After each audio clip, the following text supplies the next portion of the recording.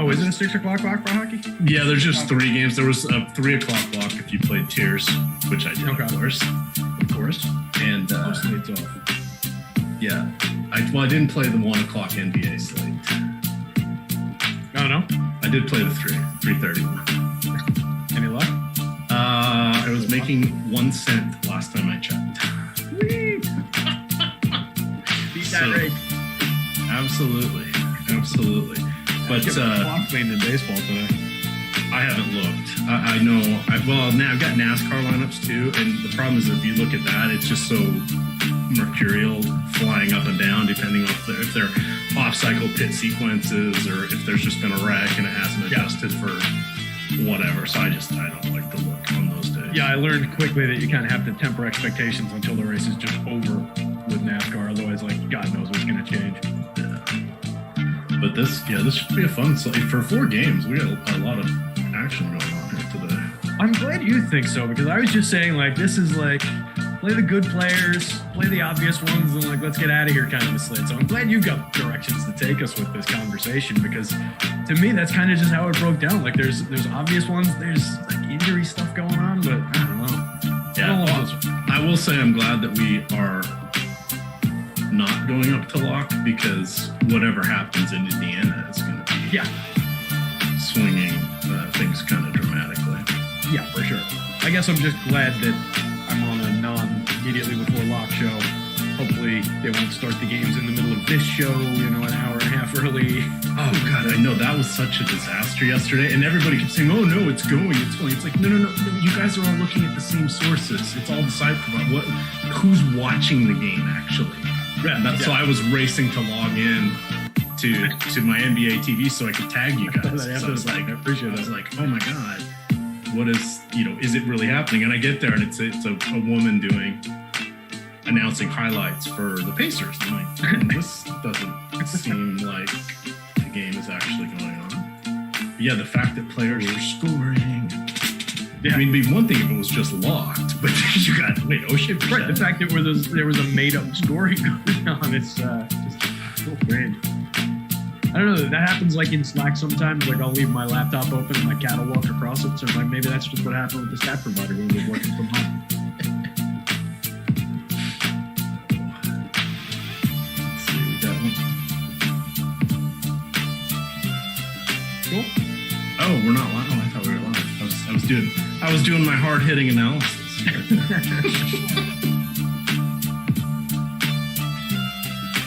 Rangers are playing 6 o'clock. Cool.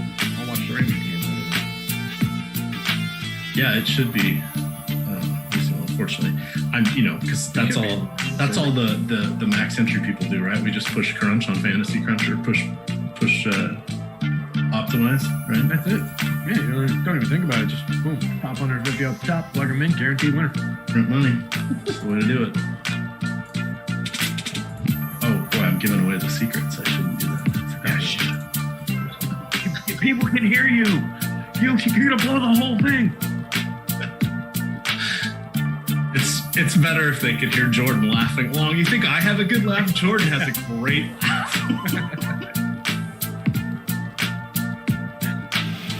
It's the EMac show.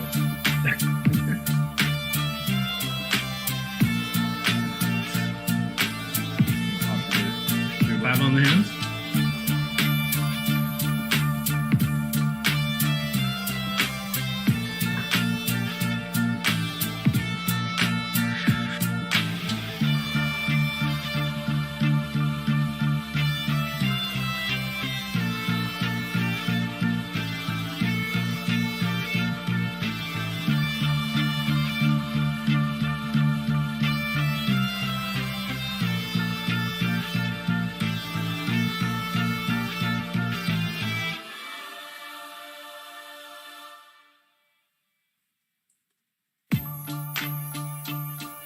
Awesemo, here we go. It's your old pal EMac coming to you with one Terry McBride, T McBee, as we get ready for the NBA Deeper Dive here on Sunday, April 25th. 5 more days until my birthday. It's going to be a good time. You guys are going to miss me next weekend. People are covering for me. I will be off doing a half marathon because who wants to do a half marathon on their birthday? I Oh yeah, I don't. Now, when we say doing a half marathon, do we mean running or do we mean attending? Walking. Walking. Okay. Yeah. That counts. Knees are shot, not much cartilage left. So the running hasn't happened for years. I was in track and cross country. We've had those conversations. Yeah, basketball. I just knew that you weren't, the active runner that you used to be these days. So I was curious about that, and I knew that your wife does them. So I was curious. Well, about she did a 10K. 10K participating this morning. In spirit. She did a half marathon yesterday. So no, we're going out to Canton, Ohio, Football Hall of Fame. So that's right. You mentioned. Yes. Right. So Cool. I'm going to be doing this one. So it'll be fun. When was the last one? I haven't done one in a long time. Did I do one since the pandemic? No, I have not. Okay. Usually I do 3 a year, and my wife does a gazillion. So there we are. All right. Like a 4 or 5 hour trek, something like that? About 6, I think, 6.5. Yeah, it's funny. One of our friends is flying out here from Washington State and then going to drive with us because she couldn't get a flight into Canton, Ohio without nothing direct. And then everything was like $1,200. And she's like, I can fly out for half that or less to DC and just ride with you guys anyway. So why not? Make it a fun road trip anyway. That's cool. It'll be good. All right. Well, we've just had 4 games tonight, so nothing too crazy. We'll be able to manage to get sidetracked and get through this with ease. But if you guys, as you're coming on in, you want to hit that like button, and you ladies as well, we would absolutely appreciate it. And even more importantly, if you get that subscribe button, it helps us out with the YouTube algorithm, gets us out to see more and more people on their recommended views, and that allows us to put out more and more free content. See, it's feeding the beast here, lather, rinse, repeat, as they say. So we definitely want to check that out. I see we've got some new avatars here. I now have one. I got to figure out how to sign up for this little Yahoo bonus or YouTube bonus thing here. I tried to sign up for it and I couldn't get my credit card to work, of course, because it's me, and it's annoying, but I will get it. And we're not pushing anybody to have to get that, but basically it works out to 10 cents a day. You get little badges, and you get to have fun avatars and logos and little emojis. Alex has one now. I've got one. Laffy's there, the money hat. It's a good time. I'm sure there'll be a team at B1 appearing at some point as well. So I definitely want to get in on that fun. Exciting things today. We don't have any free we do have free content. We have free projections for No House Advantage every day, along with free optimal lineups for you. Go on over there to No House Advantage. We'll talk about them in a bit, but they are today's sponsor. They're sponsoring the Deeper Dive as well as Live Before Lock, bringing you 2 NBA shows. Shout out to them for making 2 NBA Sunday shows happen for the better part of this season. So we do thank them for that, but we'll talk about them. But everybody today who signs up and makes a deposit with the promo code Awesemo will get a $20 match, not just new users. So basically, they're giving you $20 free. We're giving you the projections. And then we said, Alex is like, just giving someone the projections, that leaves a lot of work for them. Let's build out 500 lineups for them. The best 500 lineups we have. We'll do all the heavy lifting for you. All you got to do is just, choose one.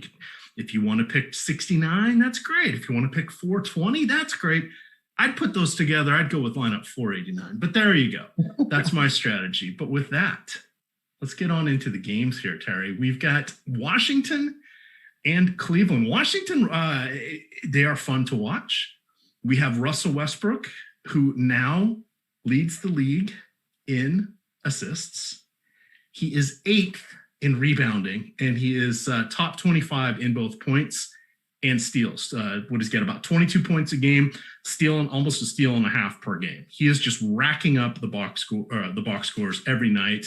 Bradley Beal is getting it done. He's now no longer the scoring leader. Steph Curry passed him with his recent torrid run. But both these guys kind of do everything, literally everything for the Wizards. And now we're without Rui Hachimura, who was kind of the third option. Davis Bertans coming in, just not getting it done. He has a sub 20% usage rate. He's really not rebounding this year because we've got, I've been converted to being a Wizards fan, 7-8 years ago. When I first moved out here, it was they were just they were a joke with Gilbert Arenas and Jarvis Crittenden, and then the whole gun thing happened and all. It was just an absolute disaster. Yeah. So I was just like, oh, these guys are just a bunch of they were just idiots. JaVale McGee was running the wrong way constantly. It was like a disaster. Andre Black just getting big contracts. He was horrible, right? So I kind of missed it when I moved out here. No Jordan and I don't think they had Anton Jameson still. But now when they got John Wall, they started getting good. Everybody liked playing with each other. They got Marcin Gortat. It was kind of a lot of fun, right? It was a team that, there were no expectations. So when they win, it was just that much sweeter, right? It was like, oh, awesome. There was some of the funnest teams I've rooted for, like Seattle Supersonics in 88, 89, and 88 or not 89, 90. They were 42 and 42, I think, both years, or maybe they won 2 games over 500. But every game was like exciting because they were, if they won, they really earned it. So that's how I felt with the Wizards. Went away from them for a while, but now I'm back because Westbrook making it fun. Massive triple doubles. He is 3rd in the league in usage among everybody with at least as many minutes as him. He is behind Bradley Beal and Luka Doncic. We got the Wizards, but they're consolidated down to those 2 players. I don't really want to go with Daniel Gafford today because Jared Allen is going to be around the rim. They've got some other rebounders, etc. What do you like from the Wizards besides their top 2 plays? Because we got to get differentiation on this. Like, you're right. There are some. I thought we're looking for conversation to chew up some time in the show. What do I like besides those 2 guys? Nothing. Moving on. No stone unturned. I mean, look, if you want to go to Raul Neto, I think we can certainly justify that on this slate. He's been kind of slotting into that 3rd banana role when we've had Rui out, when we've had Bertans out. So over the last couple of games, he's seen a little bit of an uptick in his points per minute. It's 0.82 for the season, jumped into the mid 9s, so 0.9 something over the last couple of games.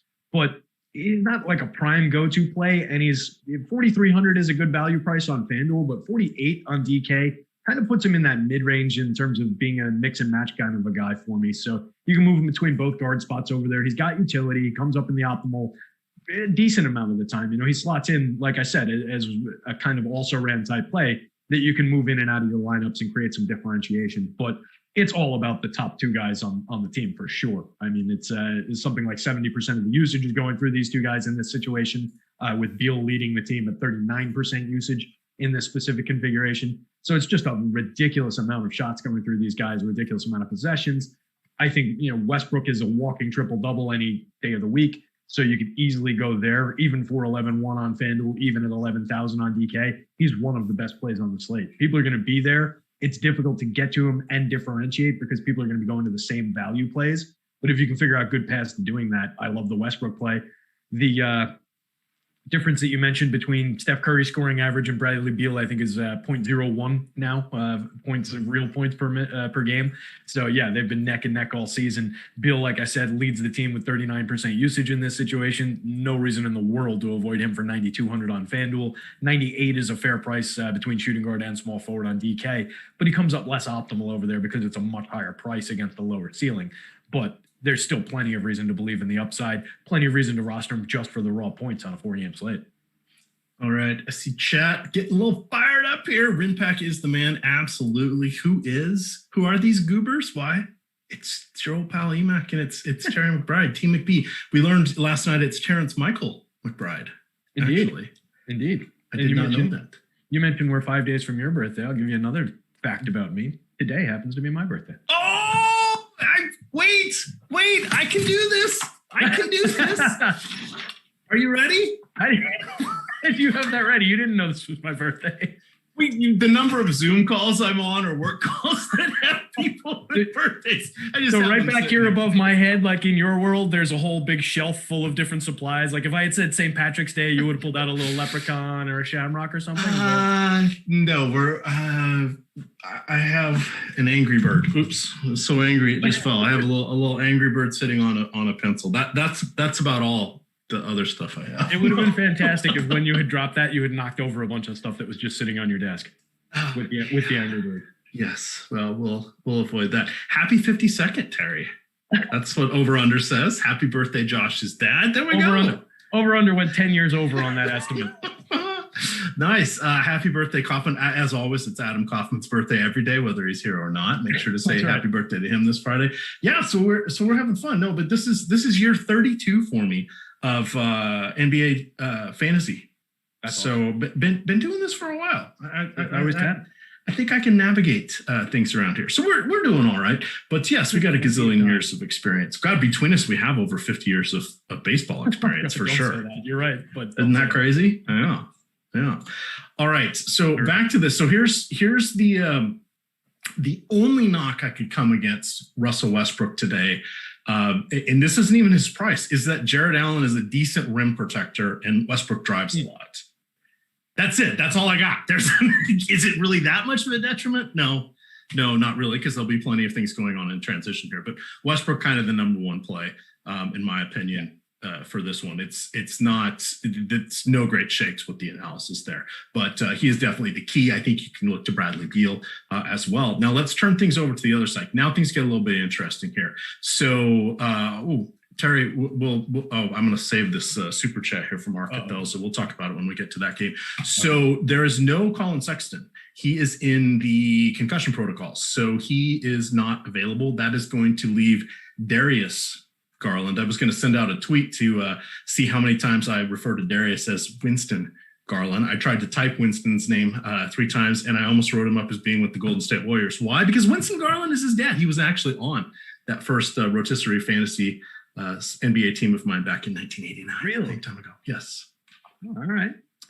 That's a fun experience. If you play long enough, you start to get to roster the kids. Like I'm going through that in baseball now with all the juniors that have come into prominence in baseball. It's kind of fun little wrinkle in sports that I never really anticipated. Yes. If you're around long enough, you get to see the next generation. Go figure. Yeah, absolutely. So the interesting thing here with Garland is he sees about a 15% increase in his fantasy production when he is without I just almost said Winston again. When he's without Colin Sexton. So in the 4 total games that he's played with no Sexton whatsoever, he is averaging 35.5 minutes, almost 17 field goal attempts, 18 points, 3 boards, 7 assists, and 1.3 combined blocks and steals.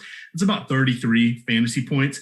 I think that's his floor tonight. Anything less than that is disappointing tonight. I think he's got an outside shot at 40 going here against the Wizards. Obviously, that's the easy no-brainer play.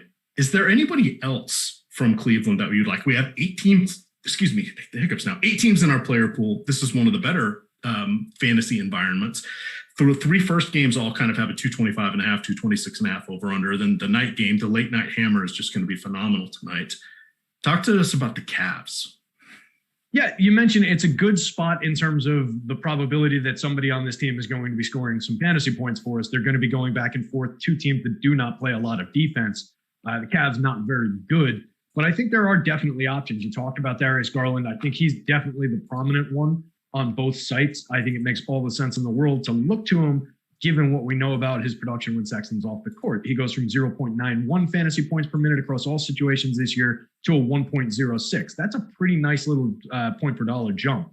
He's 23.4 real points per game on 27.1% usage over their last 10 games period. So with and without Sexton. So his production's been up anyway. So he's just been good. In this situation, we can expect around 34% usage up from the 27 he normally gets. So yeah, every reason in the world to go to Garland here. But I think we can also go to Jared Allen on FanDuel in particular, 6,100. You mentioned him a couple times, going to be protecting the rim, going to be in there grabbing some rebounds. We've got some mix of front court options for Cleveland today, like Kevin Love being in there, Nance being back, Isaiah Hartenstein being in the mix. Even Dean Wade has a 20-some-odd minute projection from Alex. So there's a lot of bodies in the front court. So it's going to kind of depend where these minutes land. But Allen has probably the highest ceiling among those guys, I think. 1.09 fantasy points per minute across all situations this season. Got a decent little boom score for only 6,100 on the old boom bust here. Coming up in the optimal lineup a good amount of the time on FanDuel. On DK for 7,100, I think he's in play, but I think he's a lot more of a mix and match, move him around, maybe roster him alongside another center to get different kind of an option than he is like a go-to like he is on FanDuel. I just don't love the idea of Kevin Love here. I get that he's going to be productive, most likely going to see around 30 minutes. 6,000 is a fair price. A lot of what I said for Allen outside of the rim protection portion applies to Love here. Like he's going to be in that same mix of guys So I'm just a little concerned that, Larry Nance might steal a couple of his minutes. Hartenstein might steal a couple of his minutes. If they're going to be keeping this game close, if they care about winning it, then yeah, Kevin Love should be out there. But I don't think they really do, and I don't think they really are. So I think we could see a little haircut on Love's minutes toward the end of the game, which would just concern me a little. But I think maybe the public ownership is kind of accounting for that also, because he's got a positive leverage score on both sites while coming in at a pretty good price. So I think he's rosterable at the worst, and he could have some upside. Right. That's my thoughts there. Would you play Hartenstein? Yeah, I was just gonna say Isaiah Hartenstein. DK. Hartenstein. Frankenstein. It's pronounced Frankenstein. The fun thing about Isaiah Hart is he's incredibly low priced. Jordan did not get that reference at all on Yahoo. No. He's making faces. No, that's very sad. That movie came out well before Jordan was walking this earth. But there we go. I like him on Yahoo. The only hard part is you burn one of your center spots. So you get a center and a utility there. And there are some other plays. We'll talk about Mo Bamba. We'll talk about some of the other guys. We potentially have the return of Rashawn Holmes tonight, albeit perhaps not quite on full allotment of minutes after missing 3 or 4 games with the hamstring issue. So that's we'll kind of get there. It's just more of an opportunity cost than anything else. However, we are kind of looking for some differentiation tonight. Hartenstein really would get you there, but if everybody else is going to be playing in that front court, is there added benefit for him? I don't know. That's kind of hard to put a vote of confidence there. That's where it gets tricky. He looks okay on DK at 3,900. He looks playable at 5,000 at the power forward on FanDuel. Is he's maybe a mix into a few shares if you're running 150, but he's not really in play unless we had if you jump from 19 minutes to 26.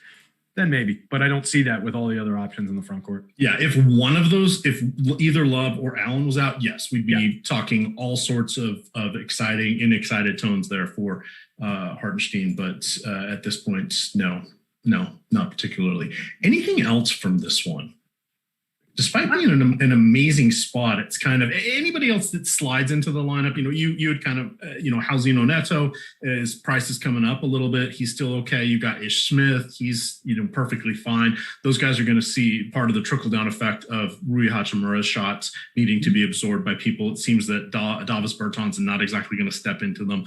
Kind of mentioned his rebounding is down this year. He came into the season kind of out of shape. It was just kind of a disaster. Considering he got that big contract and just how good he was last year. But this is a different team, and they've got some more shooters, and plus Russell Westbrook absorbing all of that usage just kind of has made this a tough thing for Davis. But you would think this would be a great situation for him to just be out lurking around the 3-point line and knocking them down, but he's just not getting the volume that we had anticipated. And just thinking about what you said about Allen being at the rim, a good rim protector, you could maybe envision the narrative where we're kicking a few extra passes out to the perimeter to get those shots instead of Russ taking it and finishing at the rack. So Russ is still going to be taken. There will be no kicking the back out. Oh yeah, it's Russ Westbrook we're talking about. But what I was going to say is just DFS being DFS, getting a relatively fairly priced for this down production Davis Bertans at 4,600. It could be the night where he steps into a few of those threes and just puts up that upside game that we've all been kind of chasing when we roster him this year. So I wouldn't totally cross him out. I would take a couple of shares of him, but not to any big degree. Same story with like Ish Smith. And then same story with the mixing guys on the Cleveland side. Like if you wanted to tell me I could have a few shares of Isaac Okoro for 3,700 on FanDuel, 3,600 at both guard and forward on DK, where he's got more utility, that's fine. I like him better as a utility, move him around the board kind of option on DK with all those position eligibilities. But everybody else in this game that we haven't really focused on is a mix-in at best. All right, so we were getting some news trickling in here. Anthony Gill is going to be starting for Rui Hachimura. Of course he is. That just does not do anything for me. 3,300 on DK. How many minutes were we giving him? He was at 14 in Alex's last run of projections and just not getting any relevant numbers whatsoever, coming up in the optimal lineup 1.5% of the time. So just unrosterable at that price with 14 minutes. If we double that minutes allocation, does he become relevant? 0.84 fantasy points per minute across all situations this season. It's really all I can tell you about him. I don't think he's going to be super relevant at 4,000 at the power forward on FanDuel. I'm willing to be proven wrong by our next update, but 33 on DK is where maybe we might see him gain a little bit of ground, but I don't think it's going to be enough to be super important. Yeah, and just because and this is the one thing I do want to mention with Gill, just because you're starting for the Wizards doesn't mean you're going to be even playing any more minutes than you normally would. We watched Garrison Matthews start and sometimes not play beyond the first quarter, or sometimes not play in the second half.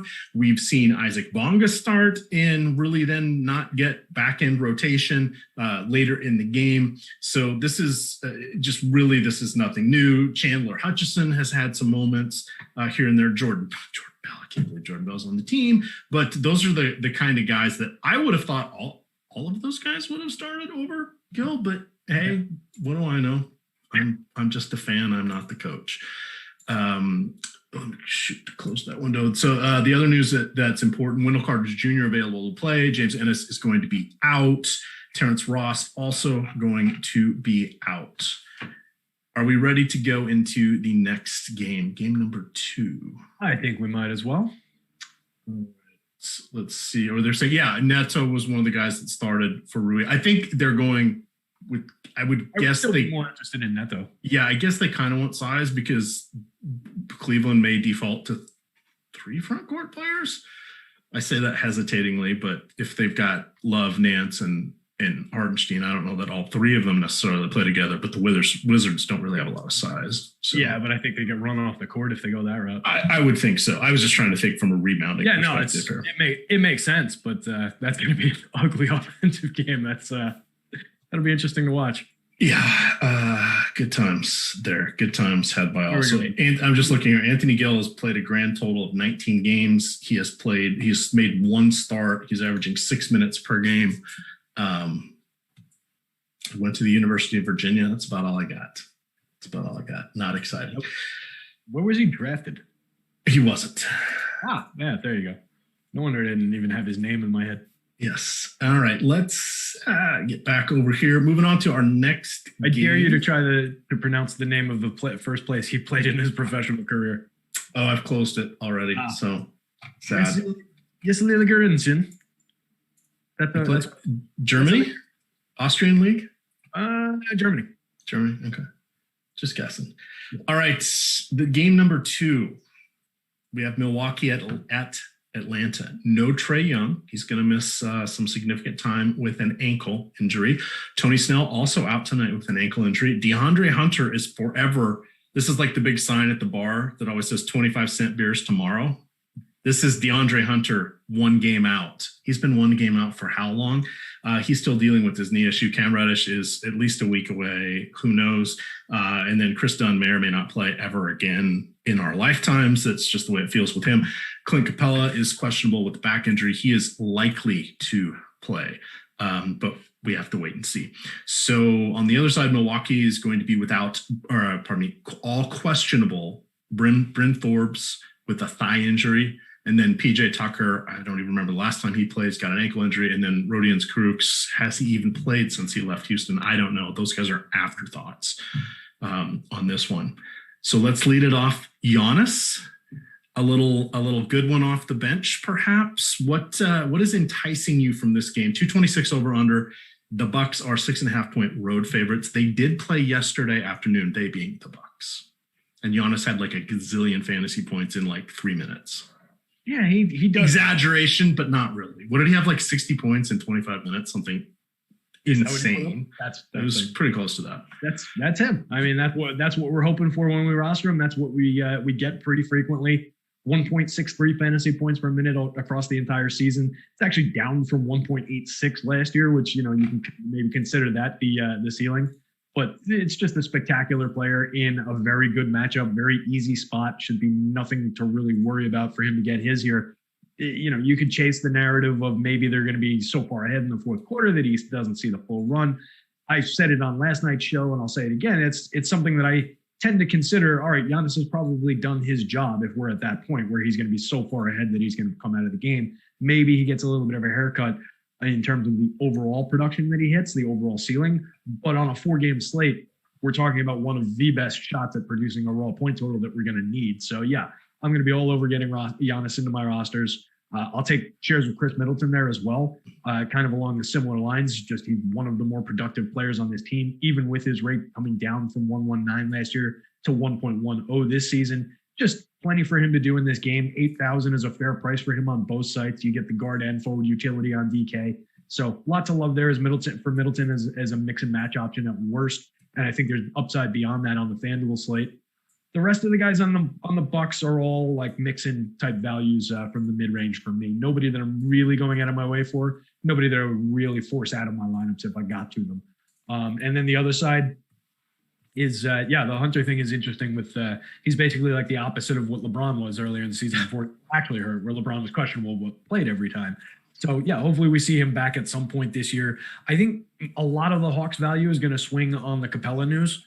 Like if we get Capella in, then I'm less interested in John Collins, even at 6,900 on FanDuel. I think that's a really nice price if we're getting him with playing some of the backup center minutes. It's a good price anyway, but we see him get, shave some rebounds off when Capella's in there. He just does a little bit less. So he's less interesting to me. I would still have him, but he would be probably less frequently optimal. And he would definitely be further down the board on the DK slate at 7,400. He's already further down the board at that price. And this would, if Capella plays, it would really kind of give him a pretty big knock. Bogdan has been playing out of his mind. I think he's definitely a good price, 7,300 on FanDuel, 81 on DK. Even at that mark, I'm willing to mix him in. But again, it's another guy who's higher priced against a lower cap on that site. Makes him a little bit less optimal, a little bit less appealing. But just for a player who's playing very, very good basketball right now, I think we can make room for him. And again, we're just kind of chasing raw point totals on a 4-game slate. So I think there's a good reason to get to some Bogdan here. He is 21.6 real points, 36.3 minutes, and 22.7% usage across their 10 games, their most recent 10 games overall situations, adding a 21.4 assist share in that. So just an excellent player right now. All right, I want to stand corrected here. PJ Tucker, wait for this, has actually played the last 6 games. He has an 8% usage rate in these games. He is averaging 3 shots per game. So I don't feel bad about not realizing he's played. He should not be in our fantasy plans. Rodions Crooks actually has played 6 games for Milwaukee. He played 4 minutes yesterday. And then that was the only game he's played in the last few. He has played a grand total of about 30 minutes for the Bucks. And then Deandre Hunter, it has been 1 full month today since he last played. So sometimes you kind of get caught off guard on some of these. I did want to straighten that out. Yep. They're not in our fantasy plans. They're not really even taking away from other players. They're that far down the rotation, but I do not want to give false information there. Yeah. PJ out there getting his 3 shots per game up before the playoffs get here when they really need him. Yes. I can't wait to see what they do with him in the playoffs. Well, he's going to play defense. He's going for some hardware. He's totally content doing this. There's not an issue. Yeah. Oh, no doubt about it. If he plays 24 minutes a night and locks down on defense, that's all they want out of him. If he takes 3 threes and makes one of them from the corner, they're happy. All right, let's get back to this one. So, yeah, you're right. A lot of this is going to come down to the Capella news. So, fortunately, you guys have live before lock with Eric Lindquist and Jason Floyd after us. They're going to be coming on in about 30 minutes here. So, that is definitely something that will move things around a fair amount for us with regards to this game. But so basically laying it down, if Capella's in, he's spendy, but he's okay. Decent. If we are pretty sure he's going to get normal run, he's a reasonable differentiation play. He leads I think he still leads the league in blocks, but it's the blocks. If you've looked at blocks leaders, they're like 3 or less. It's not like the you used to always see like the league leaders would be like 3.5, 4. They're like 2.2 is like the league leader now. I guess with so many more jump shots and 3-point attempts, etc. It's not the same, but it was just kind of funny. I was like, hey, he leads the league with 2.2. Really? Do I even want to mention that in the article? Is that worthwhile? Is that worth noting? I'm not sure for that one. All right. How much Lou Will would you, before we... Oh, yeah, good question. How much Lou Will would you get to, particularly on DK, where he's only 46 and both guard spots eligible? That's where I'm interested in him. Yes. So I actually caught part of, you guys were mentioning how amazing Rinpack is. Why, yes, he is. And I caught part of the NBA strategy show this morning, or I was listening to it on my phone when I was driving to a haircut for the place that was out of business that I didn't realize. You downloaded it from your favorite podcast network? Yes, we'll talk about that. But he says so you're going to say, oh, anybody's viable in tournaments. Well, Rinpack actually is interesting when he said, like, he breaks it out, he lays it down for you, and he's like, yeah, Lou Williams is kind of toast, but if you get a few shares of him across, I'm paraphrasing for him, across your 150 lineups, there's nothing wrong with that because he still could catch a torrid streak of reining in his shots. And he broke it down to be like, if you end up with 3 or 4% of Lou, there's a whole aspect to this, and it just made me think about how he constructs his lineups and how he does in showdowns and all of these different things, and how he always has the bird's eye view of everything that's going on and just breaks it out, complex information in a way that's it's digestible. I can't do it justice, but I was just like, oh, okay, yeah, okay, it does make sense that Lou Williams is there, and he's not doing as well because he doesn't have the 2-man game with Montrezl Harrell and all that other stuff. But it was just kind of interesting. So we got a lot of different voices here at Awesemo. You definitely want to check us out. The Awesemo Podcast Network does have all shows with the exception of the Live Before Lock series. So those go out on any podcast network. The little trick that you guys have, I'm going to tell you how you can get a free week of Awesemo content. Leave a 5-star review, put in your Awesemo username or your Twitter handle, and you will be eligible for a drawing that occurs once a week. You'll be eligible for the next year. That is 52 chances to win one free week of Awesemo premium content. All you got to do is just leave a 5-star review. If it was me, I would take that 5-star review, write a little nice one, say, EMac sent me or whatever you're going to say, and then copy that and leave it on all of the different networks, because you will then be entered into all of those drawings. And you have a good chance of winning because there's only a couple hundred people in those drawings right now. I'm just saying, you guys always want something for free. I'm telling you how you can get it. Telling you how you can get it. All right. Real quick with Lou Will, the reason that he seemed interesting and stands out, in 128 minutes without Trey, he leads the team with 26.8% usage. Now he's only produced 0.8 fantasy points per minute since joining the Hawks, but there's upside with Lou Williams getting that kind of usage. He has not delivered on that upside by making shots this year, but if he's going to be taking them, I think there's reason to go to him there. Right. And now we can. Sorry. That is fair. Let's do this. I see some people getting a little riled up. Well, get us some likes here. We only got 160 likes. We got about 1,200 people watching. 250 likes. I will drop some EMac head-to-heads. Team free money is available. I got a little cocky. I'm on a heater. The last time this is like heat check heater right now. Everything I do is turning to gold. Last time I got cocky like this was last Sunday. I put out $21 head-to-heads. I lost 17 of those. One of the people I beat played a player that didn't play, OG Anunoby. Hi, Melissa. Yeah, I'm still counting that one, though, because she kicks my ass regularly on these things for that one. All right, so we got Arcathel's super chat here. Nice little $5 super chat from the regular. We appreciate that. His question is, we don't have all the information yet, but his question is, are you still fading O'Shea? Yeah, fade OJ.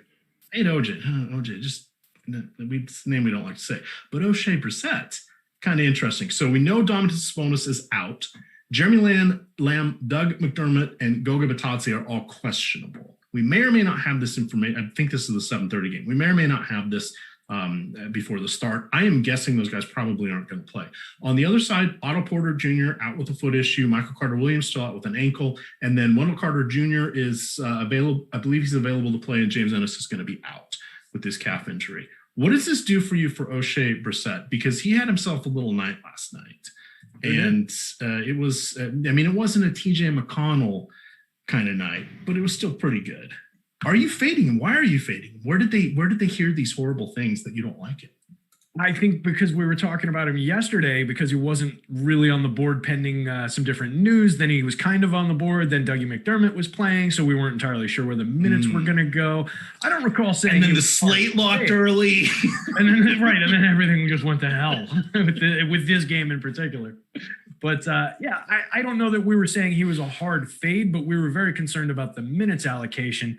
And then we saw the kid come out and what did he get last night? Like 38 minutes again? Yeah. 38.2 minutes last night, scored 11 real points, pulled down 11 boards, blocked one shot. So you got nice counting stats out of him in the 11 boards. But if he doesn't do that, then you're talking about a guy who scored 11 points in 38 minutes. There's certainly question marks there, but I think he's definitely going to have value again, particularly if we're getting a guy going to be playing 35 plus minutes. You can just kind of lock the production in 5,300. That's fine on FanDuel, 4,800, even better on DK. And you get him at power forward and center on DK with significant positive leverage right now. That might change as we go in the lock, as news changes and people catch up on some of the different ins and outs with what's going on with the Pacers. But I think based on everything I'm seeing on the boom bust tool, based on the idea that, okay, we can expect that he will see a lot of minutes now. We just got that information last night. Like with this configuration of players, he's still got significant run. We have more to go on tonight. So yeah, I can definitely get to some O'Shea Brissett this time. All right. Swaggy P, I like the username, said that I said to fade him yesterday on the show I wasn't on. I wasn't on a show yesterday. I didn't say it. It was somebody else. It was an imposter. We'll know a little bit more there. Jakar Sampson, he was the guy that kind of disappointed. I think Edmund Sumner is a good play, just as a cheapie, regardless of who's in or who's out. He only gets better the more guys that end up being out. Karis LeVert, Brogdon, those guys are fine. They get better the more guys that are still out. But without Sabonis there, obviously Miles Turner is out. There's just a whole bunch of usage and opportunity that's available. Yeah, I like the two big guards in Brogdon and LeVert. I like both of them. I liked them last night. The prices are around the same. They went up a little bit more on DK, 8,700 for Brogdon. We're starting to push the ceiling there in terms of the price that we should be paying for these guys. But the situation's right. They lead the team in usage in this situation, so I can still get to each of the guards. I think I said that I would prefer to split them up last night, and I think they were together in the winning lineup. But I still kind of think that at these prices, it makes more sense to divide them from the upper mid-range in price. But if you want to play them together, particularly on a 4-game slate, there's nothing in the world wrong with it. And we just saw it win. So you could certainly go that route. McConnell's a mix-in option for me. I think Sumner is really only interesting on the DK slate, despite the fact that he costs 39 on FanDuel. I think there's just FanDuel point guard's just kind of a pay up spot for me today, where you get him as a shooting guard or a small forward on DK. So there's just much more utility on the DK slate for 3,800 in Sumner.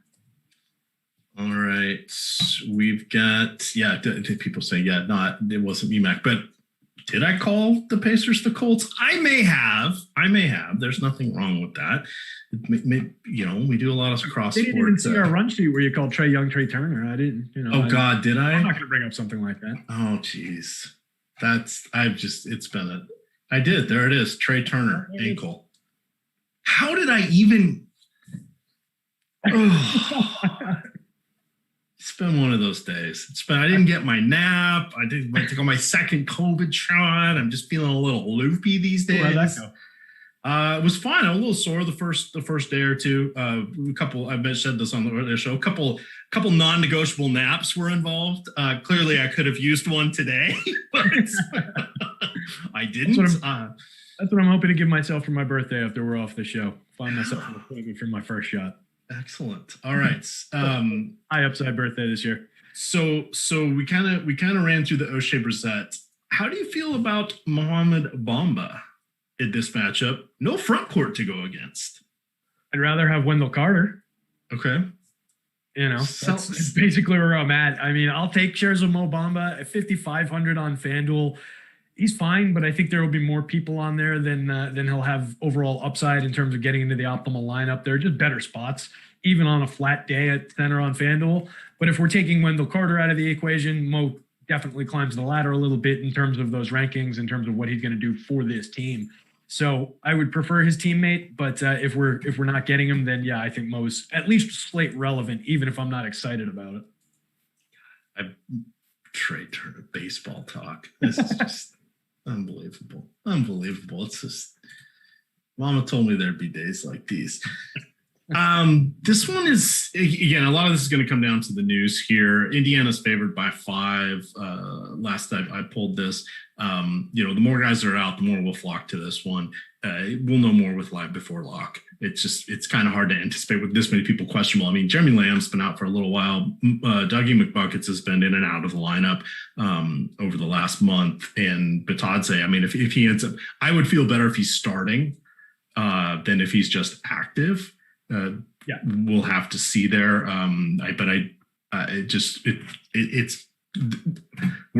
It's all supposition.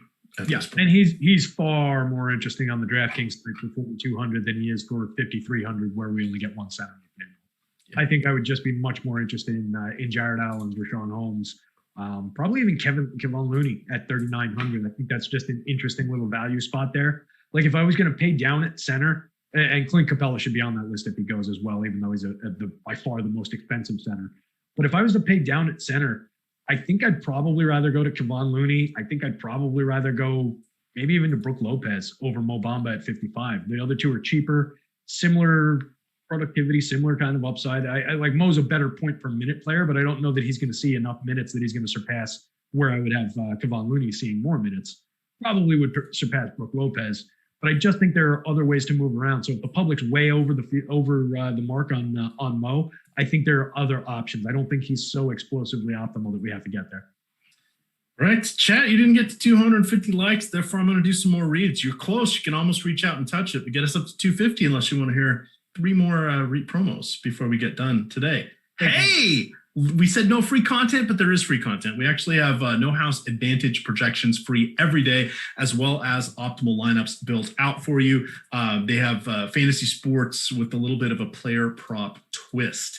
So this is kind of interesting here. They've got contests right now in NBA, MLB, and PGA. They're playing for cash prizes, and they're peer-to-peer. So it means we're playing other gamers. We're not playing the house. We're not going against the house like we would for a normal sports prop. So what we do is they put out a couple hundred questions, props each day, and then they're static. They don't change. So if you pick a prop and that your player involved in the prop is not playing in the game, you're not going to get points for that one.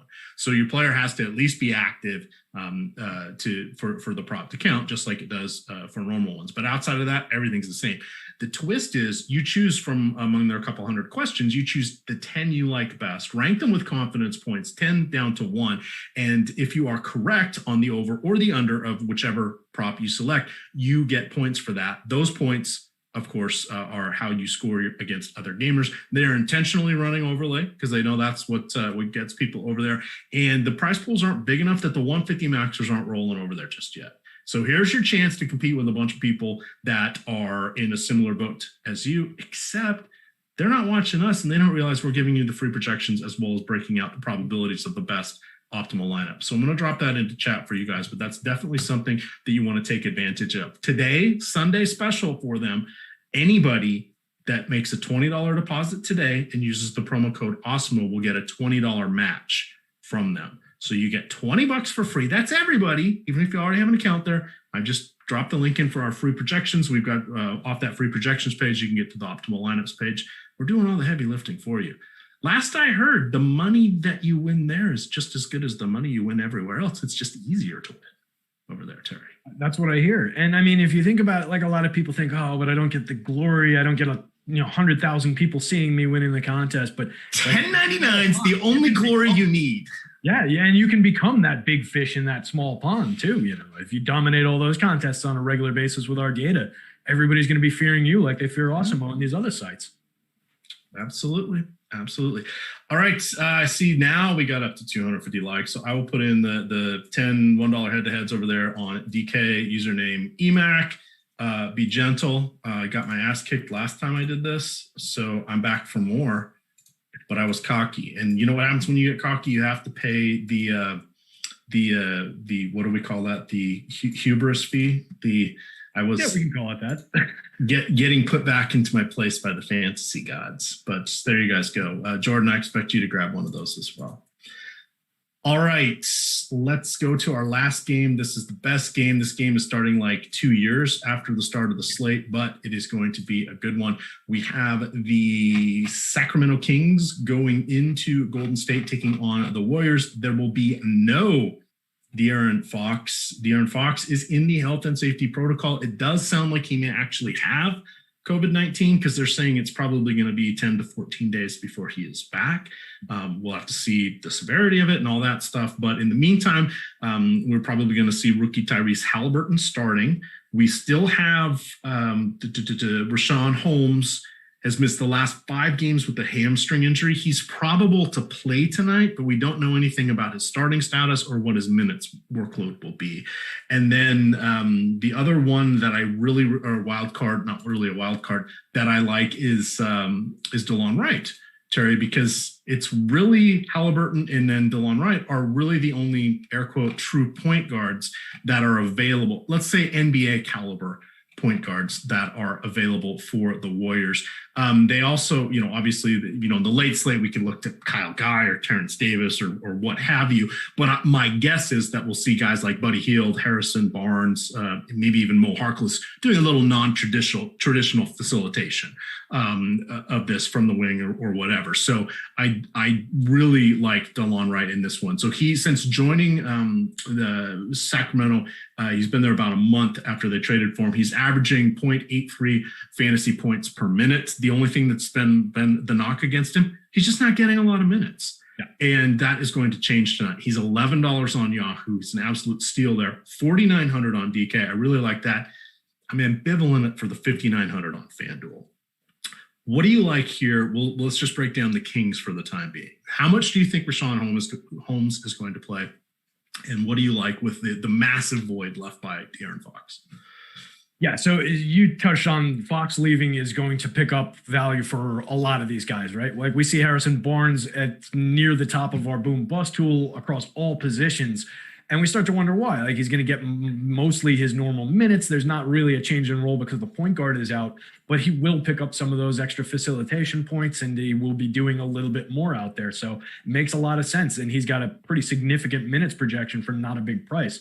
So I like getting to Barnes at the power forward on FanDuel. 7,800, a little bit more to pay over on DK. You do get him at both forward positions, but it's a little tough. I think part of that value is also going to be driven by the Rashawn Holmes presence in the front court. How much are we going to see him and how much are we going to see Hassan Whiteside? Right now, it looks like Alex, as of my last update, has Rashawn Holmes projected for 30 minutes. I was cutting under that a little bit. I was seeing it a little bit more as maybe an even split with Rashawn just coming back from a leg injury. It tends to be, in my mind, big man leg injury, maybe ease him back in a little bit more. But if Alex is seeing 30 minutes, I'm willing to go with that, at least for now, which would make Rashawn Holmes pretty interesting at the center position, particularly on FanDuel, where we've got a very limited amount of options. So I can definitely get to some Rashawn Holmes there, assuming that we have him full go. I think DeLon Wright is very interesting for sure. We've seen the production come down from where he was earlier in the season before coming over to Sacramento. But like you said, he's just not getting the minutes. They've got more players that they can mix in between Halliburton, who they actively are trying to get minutes as their big rookie, and then the Buddy Hields of the world, the Mo Harklesses of the world, and these guys. It just edges out some of the minutes for just guys who play at the guard, at the small forward, at the shooting guard. There's just a pretty big group of those guys. But in this situation with Fox out, yeah, he's one of the true ball handlers on the team, one of the guys who will pick up those point guard minutes. So I think we see him back toward that 0.95 fantasy point per minute rate we saw him earlier in the year. I think he's perfectly fine. He's very appealing for 49 on DK at both positions of both guards. I love that Yahoo price that you mentioned. I don't have it in front of me, but that's a great value. I think he mixes in. It looks like he's trending for a little bit too much ownership on FanDuel, but I think it's enough where I'm willing to swallow the extra ownership over the amount that he's optimal, just because it's not a big raw ownership total. In other words, I think he's got upside, and I think he could put up a significant enough fantasy point total that I'm not scared about the 12% ownership, even if it is negatively leveraged. So I think he does have a little bit of sneaky appeal on FanDuel as well.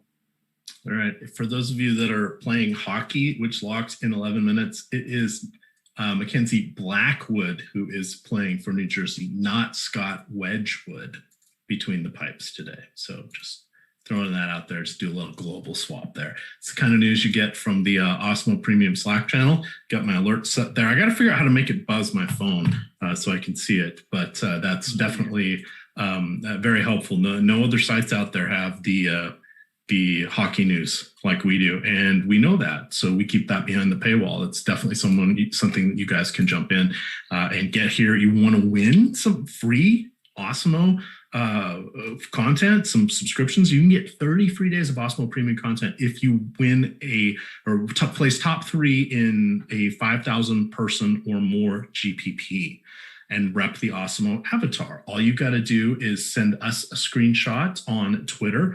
And of course, if you, tag the Awesemo Hall of Fame, Awesemo HOF Twitter account, you'll get to see your name on the show. Actually, we've been doing some readouts and call outs. It's a lot of fun. We like seeing our members utilize the tools and find success. It's very impressive. I'm going to drop that into Slack or into the YouTube chat right now.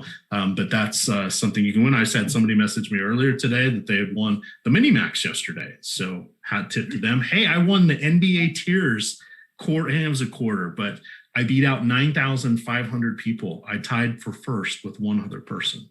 Congratulations. Yeah, where's the Hall of Fame here, baby? I look forward to getting your email and setting you up with a free month of premium.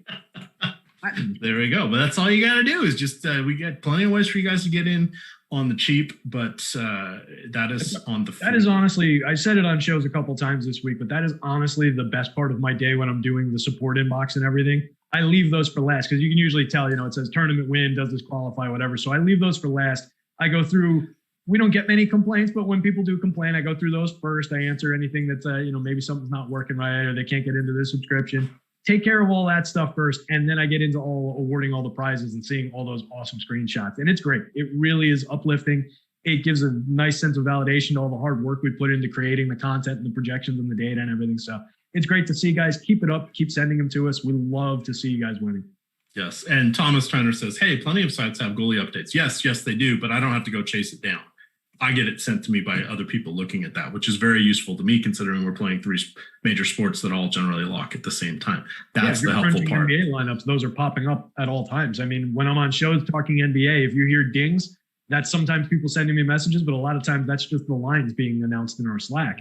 And that is, if you don't think that's relevant for hockey, you're fooling yourself. That is super relevant. Those lines change with pretty significant frequency. And if you're not correlating those lines together the right way, you're just playing wrong. So yeah, that is super important. Yeah, absolutely. And that's the nice part because they're watching the line rushes and all that stuff for that. See you later, Isaiah. We're going to miss you. No, that's it. Too much hockey. Yeah, too much hockey. Too much. Just saying profitable. He's going to miss me saying that I did neglect to mention that Tyrese Halliburton by far the best player on the Kings. I thought that was kind of obvious when I was playing everything else. But I do want to make sure to mention it. Positively leveraged despite having significant ownership. Massive upside on the kid today. 5,800 on FanDuel. Love it. 6,200. Perfectly willing to pay it on DK. Kind of the obvious name across the industry today. So I thought that went without saying, but we'll make sure since Isaiah left before we got to it, we'll throw that in there for everybody who's stuck around. All right. I have a feeling he's still listening because I want to tell him on the other side, Steph Curry, phenomenal play tonight. We have the Golden State Warriors. They're fighting to stay relevant for the play-in content or play-in tournament. So Steph Curry's been logging some pretty hefty minutes for him. In his last dozen games, he's played less than 34 minutes only twice. He's averaging 36 minutes in this stretch. During this time, he is also taking 21 field goal attempts per game and averaging 38.2 points per game. How many rebounds per game do you think he is getting in this stretch? Do you think it's over or under 5.5? I'll say just under 5.2. 6.4. Yeah. 6.4. That's pretty good for guard. Yeah. And then 4.6 assists. The Kings have the worst defense in the league. This is must win time. Golden State's favored by 7 or 8, depending on what site you're looking at right now. But everything's going to happen with Curry. I think Draymond Green has been outstanding. His assists are through the roof. He's kind of he's not scoring, but he's doing a little bit of everything else. This is not a horrible matchup, even with Rashawn Holmes back. So I think he is someone that is definitely worthwhile. Then we get a bunch of question marks here. What do we kind of want to do with the forwards? Got Kelly Oubre, who came off the bench. Mark Mulder started in the other game, but Oubre still saw relatively fine minutes. You've got Wiggins. We've got Poole at the other guard spot. You've got Juan Toscano Anderson lurking in there somewhere. We got to go deep, especially on the 2-game late slate here or the showdown slate. What do you want to do with the dubs? I want to roster all the Steph Curry I can possibly get into my lineups in this matchup. I think it's a fantastic spot for him. And it looks like he's also going positively leveraged, at least right now, or as of the last update that I dropped in here. Significant ownership on him on both sides. It's not like he's going to be under-owned, but he's going to be under-owned relative to his probability of being one of the best point guard plays. So mash Steph Curry into your lineups with reckless abandon. I have no problem with that whatsoever. Draymond, you mentioned, is super interesting, right? He has a significantly higher assist average than Steph Curry does, to the point that you were just making before about Steph's rebounds. For the season, Draymond's averaging 8.7 assists. Steph's only averaging 5.8 playing the point guard position. Well, it's because Steph is making shots when the ball is passed to him. Draymond is not. Right. Yeah, so Draymond just, figuring out ways to be relevant and continue doing Draymond things. So averaging 6.6 rebounds, 8.7 assists, like I said, 2.4 stocks per game. So he just excels in those counting stats. He does Draymond Green things every time you roster him. So I always like getting the Draymond. And there's something to be said for rostering guys who don't need to score, who can score fantasy points by racking up those counting stats. So I like that about Draymond as well. I am usually reluctant to get to Kelly Oubre and Andrew Wiggins in big shares, but I think they do make a lot of sense on this slate. Just given the matchup, there's going to be virtually no defense played in this game on either side, really. So in a game that's totaled 6 points higher than the next highest game on a 4-game slate, I think it makes a lot of sense to just get to a broad spread of a lot of guys from this game and just roster them in different combinations as best you can.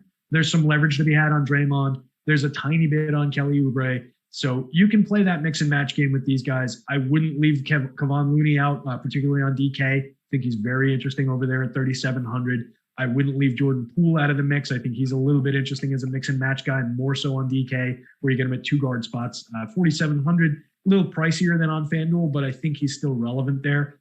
Mulder, a little bit less so, but if you wanted to toss him into a couple lineups with the thinking that maybe Golden State just lights these guys up and he ends up seeing fourth quarter minutes and a little bit beyond what we've got him projected for, I don't even hate that. So I can get to this roster up and down, and that's kind of true for both sides in this one.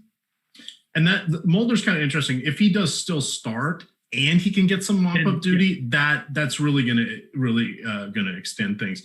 Someone was asking me, is Kevon Looney the best value play on DraftKings? So one of the nice things that we have here on the Awesemo projections is you can go over the projection page and we have points per dollar, but then we also have what's called the value column. And basically the value column is showing you they took down the definition. Basically, it takes into account not just 5x their salary, but it takes into account the likelihood that they'll beat it with that with like a modifier on it. And Cameron Johnson, he was on the early one. So Kevon Looney is number 1. I think that's okay. If Goga Batadze plays and starts, I would make him number 1. Anthony Gill's up there. I want no part of Anthony Gill. So you got to kind of be careful when you look at that. That's a great way to sort it, but then sort of look at it with a different lens and say, okay, what kind of raw point totals are we getting here? Mm-hmm. So like someone like DeLon Wright, I think he's got a good shot at 30, 35 DK points. I have him up there because I don't know that Looney's going to get that. Looney gets to 20, sure. How much more is he going to get? He doesn't shoot enough. He's adequate as a rebounder, but the minutes are all over the place, even with Eric Pascal out and even with Wiseman out and all of that. Steve Kerr just sometimes kind of, to borrow Josh's phrase, nerfs his minutes. Another guy that's popping up that I like, Darius Garland. So you kind of look at like the top 10 or so, and that's where you're like, oh, core play. But then if you're using an optimizer or whatever, you can lock those guys in and then see what else you're getting.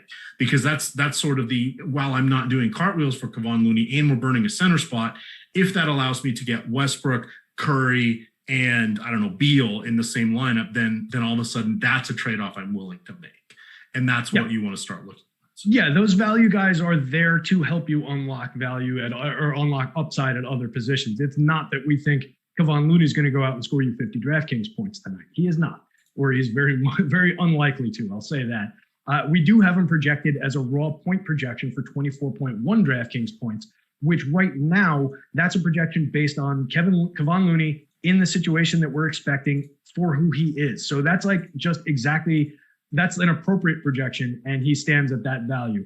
When you take Goga into account, the projection that exists on the board right now for Goga is without knowing that he's a starter, and it's comparative. It's pretty competitive with what we're seeing for Kevon Looney. So to your point, if we get that starting news for Goga, I think, yeah, he vaults up above Looney despite coming in at a higher price, because we're getting him in an off-brand situation. We're getting him in a unique situation where he's going to be getting more minutes, going to be getting more attention. He's a 1.23 fantasy point per minute producer compared to the 0.81 that Kevon Looney puts up. That's a dramatic difference. If you give them the same minutes, Goga blasts through any ceiling that Looney's going to provide. So that's kind of the breakdown there. And then, yeah, put it position by position and put it relative to everything else. What are these values getting you to? And then look at the leverage as well as you consider that. All right, we're going to run just a skosh long here. Apologies to Eric and Jason and Chad. I'm buying you off for this. We're going to turn Terry loose on this quick analysis here. Get the Boom Bust tool up. Go look at FanDuel small forwards. I'm going to set this up for you. So I dropped 10 more DK head-to-heads in there. Username EMac. Have fun. Knock yourself out. Team free money. But the interesting thing here on FanDuel tonight, there is some uncertainty when it comes to the small forward likelihood of the boom score, Terry, or the bust score. So what I wanted, and that people in our last week, they were like, oh, I don't like to hear about this boom bust. Tell me who the best plays are. No, the boom bust tool does tell you who the best plays are. It tells you where to find the uncertainty, the unknown, how to embrace the variance that we always talk about in this sort of thing. So when you're looking at the boom bust tool, Terry, you can see that, my computer's frozen. Last I looked at it, there were 4 good small forward plays that were all kind of interchangeable. It was Middleton. It's Bogdan. Bogdan. So Bogdan's the one I want to talk about. His price really went up on FanDuel. And so I wrote him up as being not a great play because there's a 60 or 2/3 chance that he fails to get 5x value. There's only a 7% chance that he exceeds 5x plus 10. But if you go look at it was Kelly Oubre, Middleton, and there's one other around him. They all kind of have that same bust rate. And then you're looking at the scrub guys. So unless something comes in from Indiana, how do you approach that? Because that's where the game's going to be won or lost tonight, is getting the right 2 guys at that one position, I think. Yeah, it's a very important position. And when we see it so flat like that, it becomes very interesting. So one thing that you can do certainly is, if you're comparing by the bust probability, you also want to compare by the boom probability. Look at what your range of outcomes is. So look at these guys with, all right, if we've got a 51% probability of going bust and only a 10% probability of exceeding that 5x plus 10 that the boom relates to, then yeah, that becomes concerning on Bogdan. We do have, with a 4-game slate, the consideration that at some point we just do want to roster raw point totals, and Bogdan is one of the 3 highest, in that group of raw point total projections. It's him, Oubre, and Chris Middleton at 32 to 34 points, just raw FanDuel points. So you can look at that. You can look at the frequency with which they're coming up optimal, which then ties into the leverage score. So out of that group, Bogdan is the most negatively leveraged player as well. So once we start combining factors like that, this is where we get to, is he a good player or not? High bust probability, lower optimal lineup appearance rate than several of the other options, and the most negatively leveraged with the lowest boom score out of that group. That pushes a player that I liked coming into when we were talking about this. I thought I was going to end this recommending playing Bogdan, and I'm not. That just going by that, it looks like all of those other guys are better plays in terms of getting them further afield on a small slate, in terms of their probability of putting up a 5x plus 10. Now, we're not talking about somebody who's at 45% versus somebody who's at 10%. Buddy Hield leads the category in the boom score probability there at 15.1%. So we're not talking about a massive delta here, but these are the numbers we've got to work with on this slate. I think it makes more sense to look to Buddy, look to Kelly Oubre. I like Chris Middleton still, but you're paying more for him as compared to those other guys, and he's got lower marks in these categories and negative leverage. So the first 2 guys, Buddy Hield and Kelly Oubre, positively leveraged, better chance of being one of the top plays, lower overall salary, similar point projections. There's slightly a lot of reasons. Correlated because they're in the same game. And exactly, slightly correlated. And 2 guys that I hate to roster. Yes. All right. So that's how you use the Awesemo tools. We're going to get on out of here. Apologies for, showing you guys a good way to win and get a leg up on the field here. My bad. My B. We're going to cut it off. I didn't get my nap. We're going to cut it off here. Jason Floyd, Chalky McChalkenstein up next with that, gamers. Good luck.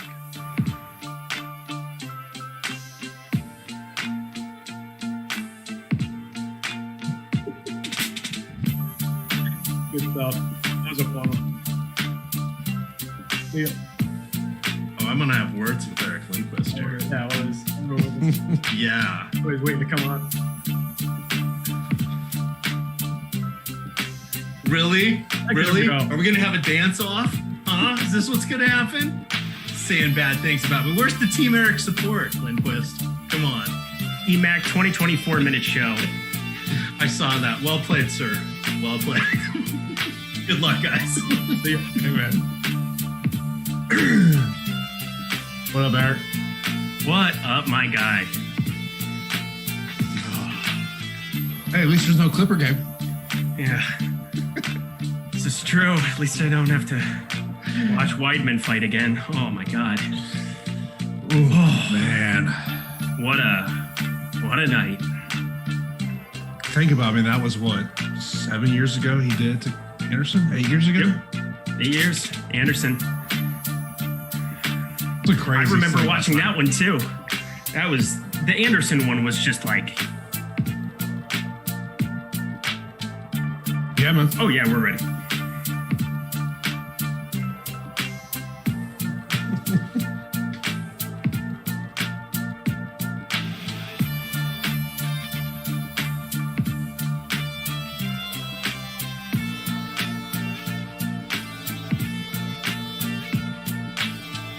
What is up, everyone? Welcome to Live Before Lock. Get you ready here for tonight's 4-game slate as news is starting to roll in, Eric.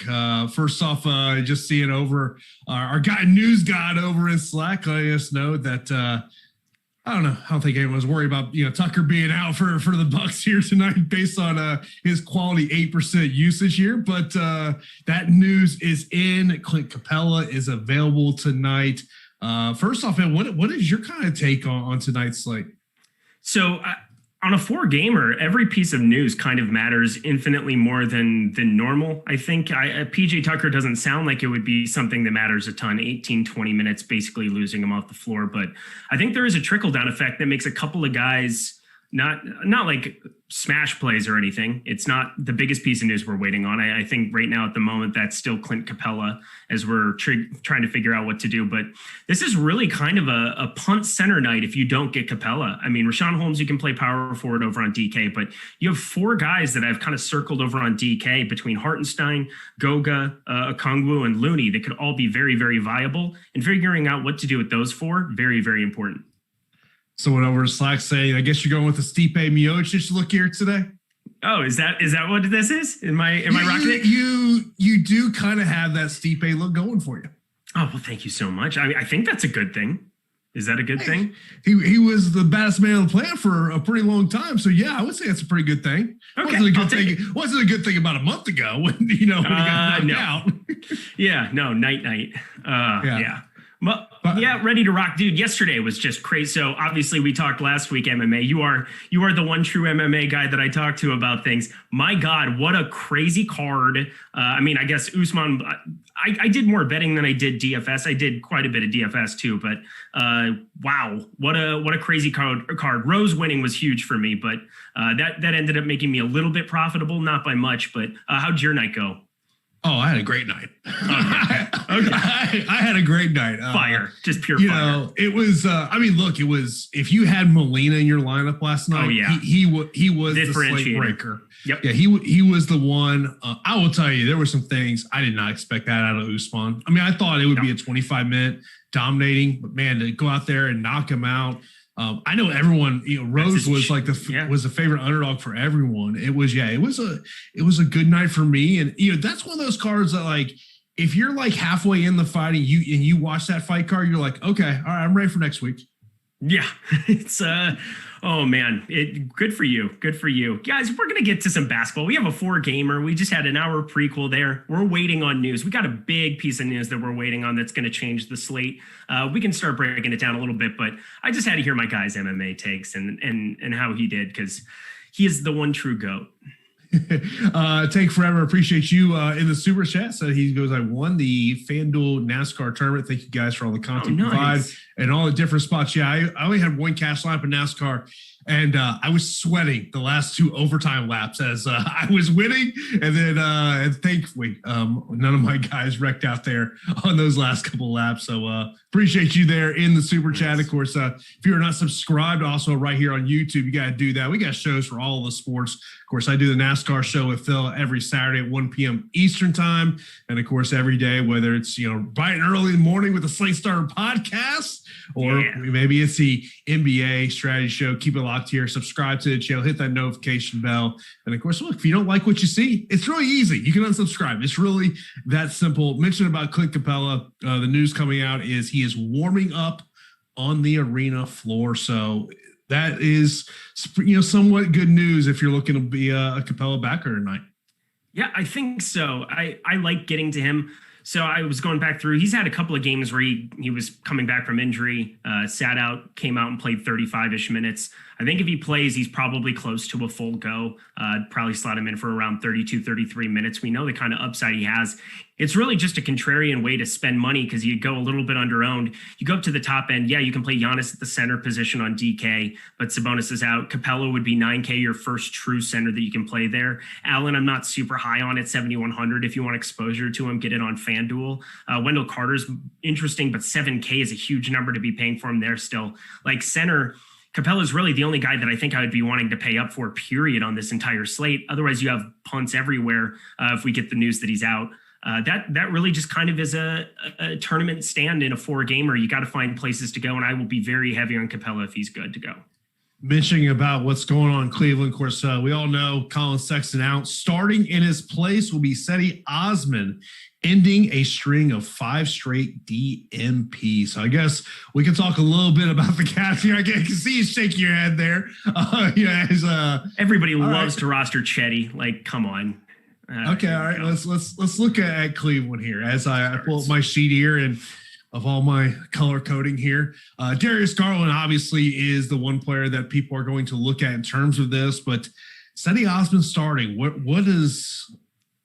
what's that make you go to when it comes to the Cavs? All right, so we have 2 starts with him. He started on the 24th and the 26th of March, 21 minutes, 24 minutes, 29.8% usage, 20.8% usage. We saw 2 games ago, he ended up getting up to 29 minutes in that Pelicans game, which was pretty close. He got hot, had 7 assists, which is a little bit of an outlier, actually a complete outlier for him. That's going to be very interesting because 3,100, it's really hard to go wrong there. I'd rather go there than Anthony Gill. We know that he can at least get some usage going in his life. Yeah, that's going to be an interesting piece. I don't want to go crazy and over projecting him for 22 minutes, but even at that, I'm going to get to quite a bit of him on this slate. That's another piece to kind of change up some of your builds because, as I said, we have 4 pieces of center, potential center of value over on Draftkings, and figuring out what to do with them. If we get a Kongwu, that just adds another caveat to it. I'd rather rotate between them and pay up at other positions, but if we get Capella in, my route to that is going to be playing more Chetty. I guess my question when it comes to the Cavs is, what are you doing with the front court there? You already mentioned about you prefer Allen over on the FanDuel side of thing. What about Kevin Love? Yeah, Kevin Love's somebody that I've been getting to more and more in recent weeks, but now he's 6,600 on DraftKings, 6K on FanDuel, another guy you could take some shots on, but kind of tapped out at 30 minutes. Like, it's hard for him to really get above that. Now playing alongside Jared Allen. Before we had Allen out for a while and Love was spiking a little bit of some upsides even in limited minutes. Harder for me when you see 33 minutes against Charlotte on the 23rd here 2 days ago to really see Kevin Love expressing some kind of an upside there. You still have Hartenstein in that mix. We have Dean Wade, who exists and is a person on a basketball floor that can eat up 17 minutes, 17 and a half he played, up to 18 minutes last game.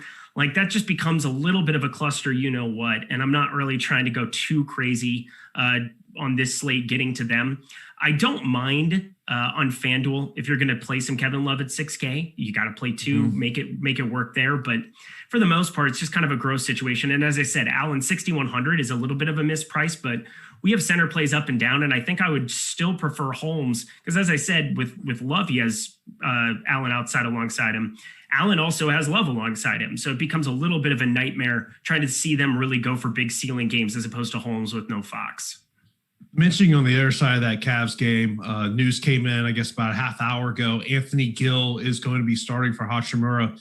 Anthony Gill, 3,300 over on DraftKings, 4,000 over on FanDuel. Sometimes when I'm teeing these up, I just look for your face reactions, and I think your face reaction just pretty much said everything. Am I an expressive individual? Yeah, no, it's Anthony Gill. Like, do you really want to be going crazy on Anthony Gill? Alex has him in. The Awesemo team has him in for 18 minutes here.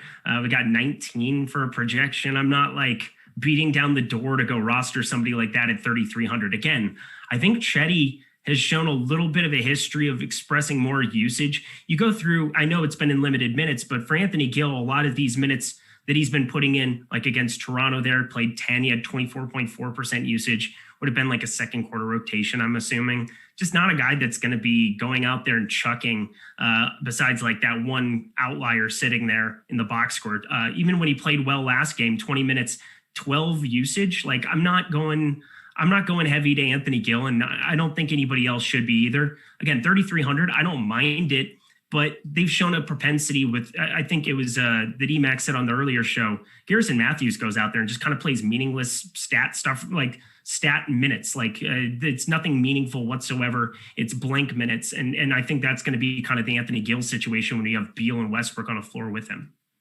I would tell you, when it comes to the Washington side, purely just for me, I am hoping for a massive Bradley Beal game since this is today's the final day for best ball round 3, and I need a massive Bradley Beal game.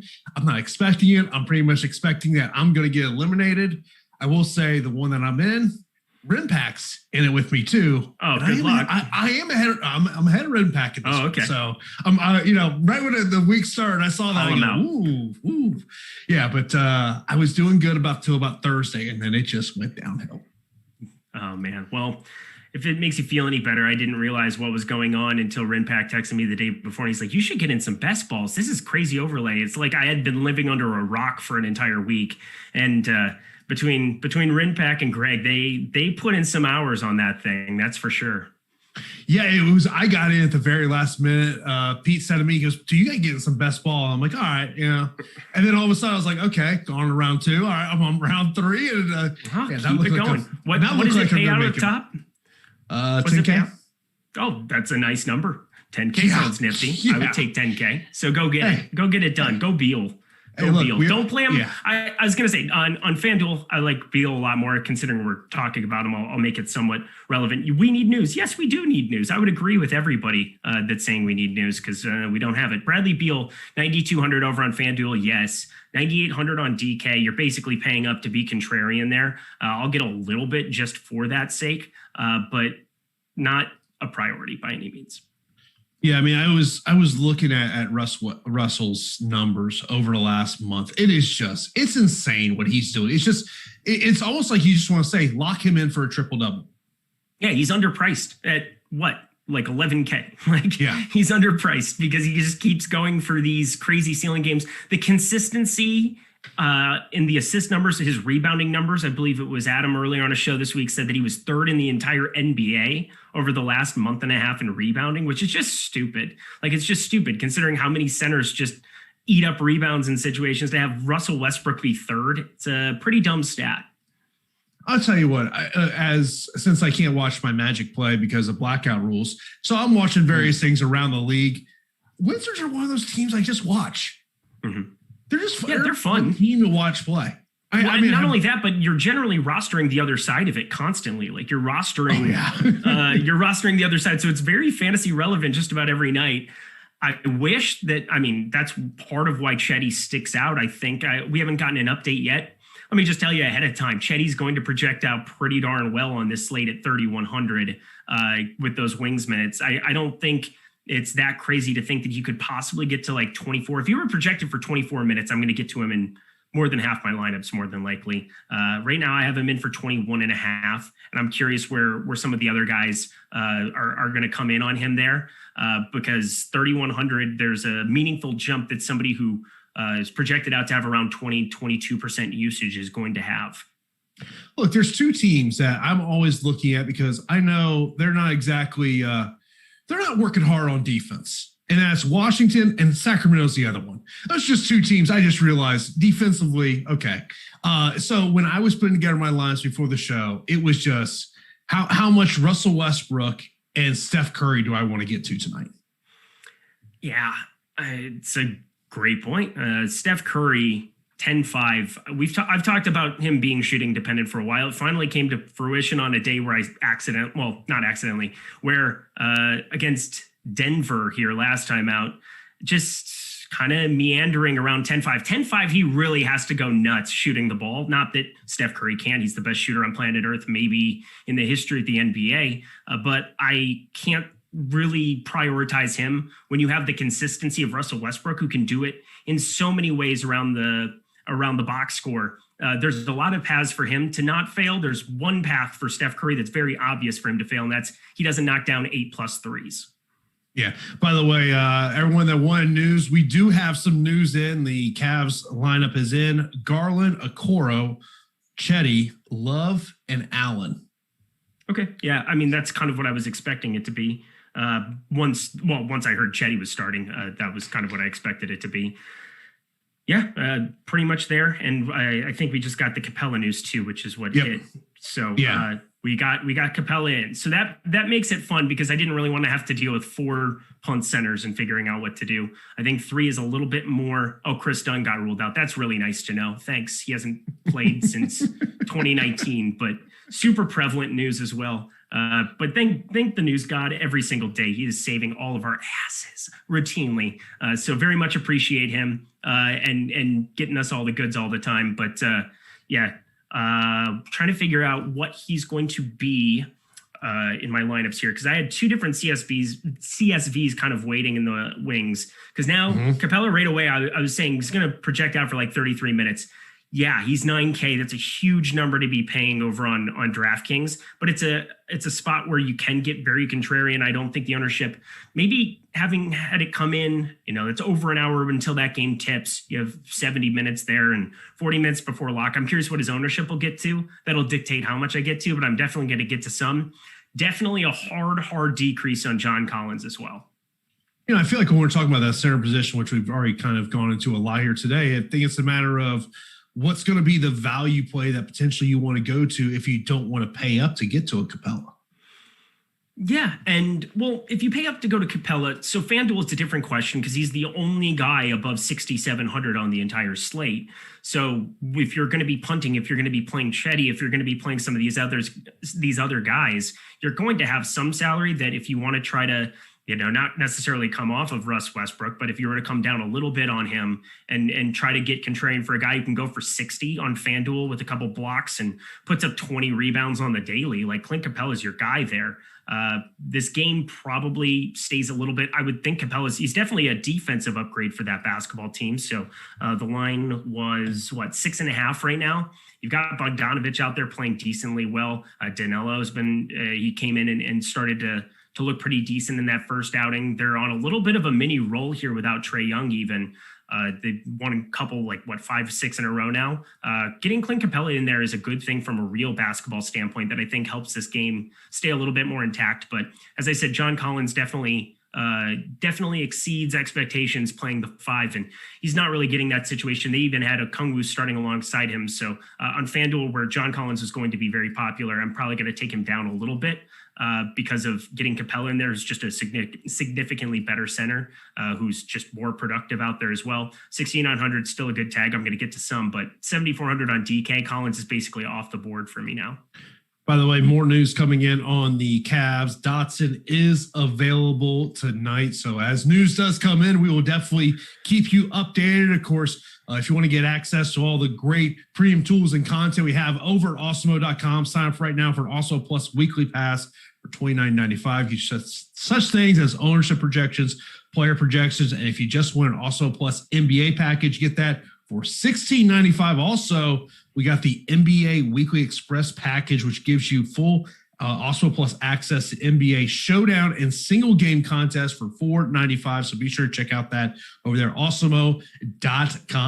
There you see it there at the top of the screen. Mention a super chat that just came in here. It says, as of right now, I feel like you have to fade Westbrook to be optimal on a 4-game, which is scary.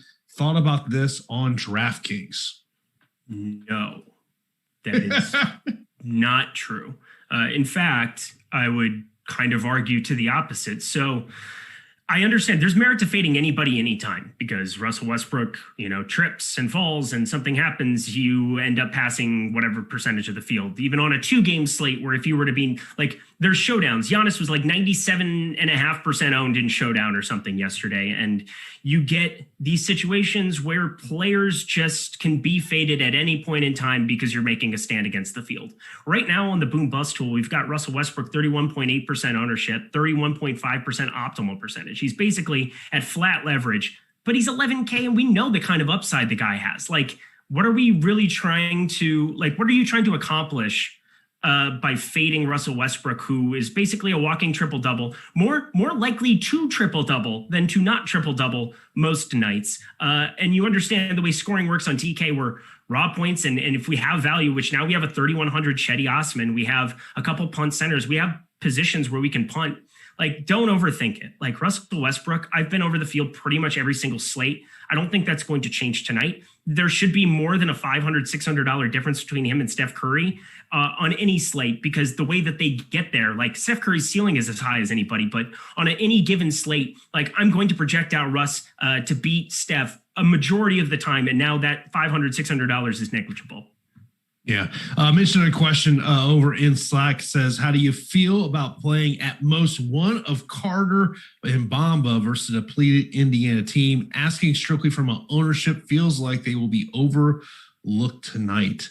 The first thing about Orlando is I just look at my screen here. And so I've got color coded for blue, meaning the players are out. So take Jonathan Isaac and Markelle Fultz out of the equation. They've been out. So you got T. Ross was ruled out about a half hour ago. James Ennis was ruled out about a half hour ago. And of course, we already knew that MCW and Otto Porter were already going to be out. So you look at the Magic. So you're talking about your top salary players are Carter Jr., Anthony, and Bamba. I will have a lot more interest in, I have no interest in Mo Bamba tonight. He's too expensive now with Wendell Carter. And I understand that he can get there in 18 minutes. I just am not going to be trying to make that stand. I'm not going to be trying to make that play. I think it's a little too cute, even on a 4-gamer. Again, everybody has some kind of a merit. We have to find places to differentiate. You can't just jam in complete chalk. As much as I am chalk master flex, you must understand that there are ways that we must differentiate and figure out ways to get different. I like Wendell Carter a lot more if we get Goga Bitadze out. I will like him substantially more. I just think just having no center out there, having 6'7" O'Shea Brissett or Jakar Sampson, God forbid, not that they have any priority to play him, but O'Shea Brissett will not be able to stop Wendell Carter in the post from doing whatever he wants to do. So that is a kind of a big piece of news also to be sitting on. By the way, when you said flex, did you do kind of a little flex there? No, not at all. I would never. It kind of seemed like you gave I would never do flex. such things. I would never in my life do. Oh, sorry. No, my bad. Sorry. Jordan, That's a different kind of show. You didn't crop that one, Jordan. I'm just saying. Welcome to OnlyFans. This is great. All of a sudden, we're gonna see that flex. It's gonna end up as Tyler's gonna be making some screen grab of it for you.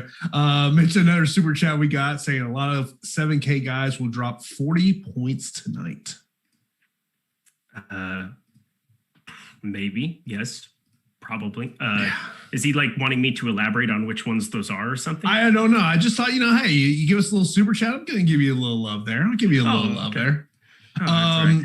Another question we got over in Slack was about Capella. Is he too expensive on DraftKings? 9K. He's too expensive, but he's also the top raw points guy there. And it's a spend up to get different at a position where there's no other real spend up. Yeah, you can play Giannis at the center position, but I'm probably primarily going to be playing him at power forward. And there are ways to do that in Cruncher that is pretty easy and efficient by simply clicking the power forward position button and making that a priority.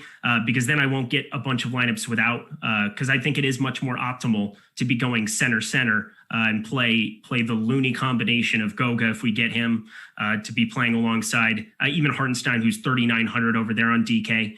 Really like that as well. Mention by the way, the Magic starters have just come in here. Yeah. Not really. Let me just expand that a little bit. I saw Harris was in the starting lineup when it flashed through on my screen. So I like getting to Harris. So I think Dwayne Bacon, I liked a lot last Sunday when we did the show. That ended up working out really, really nicely. I believe it was against Houston. He ended up putting up let me find it.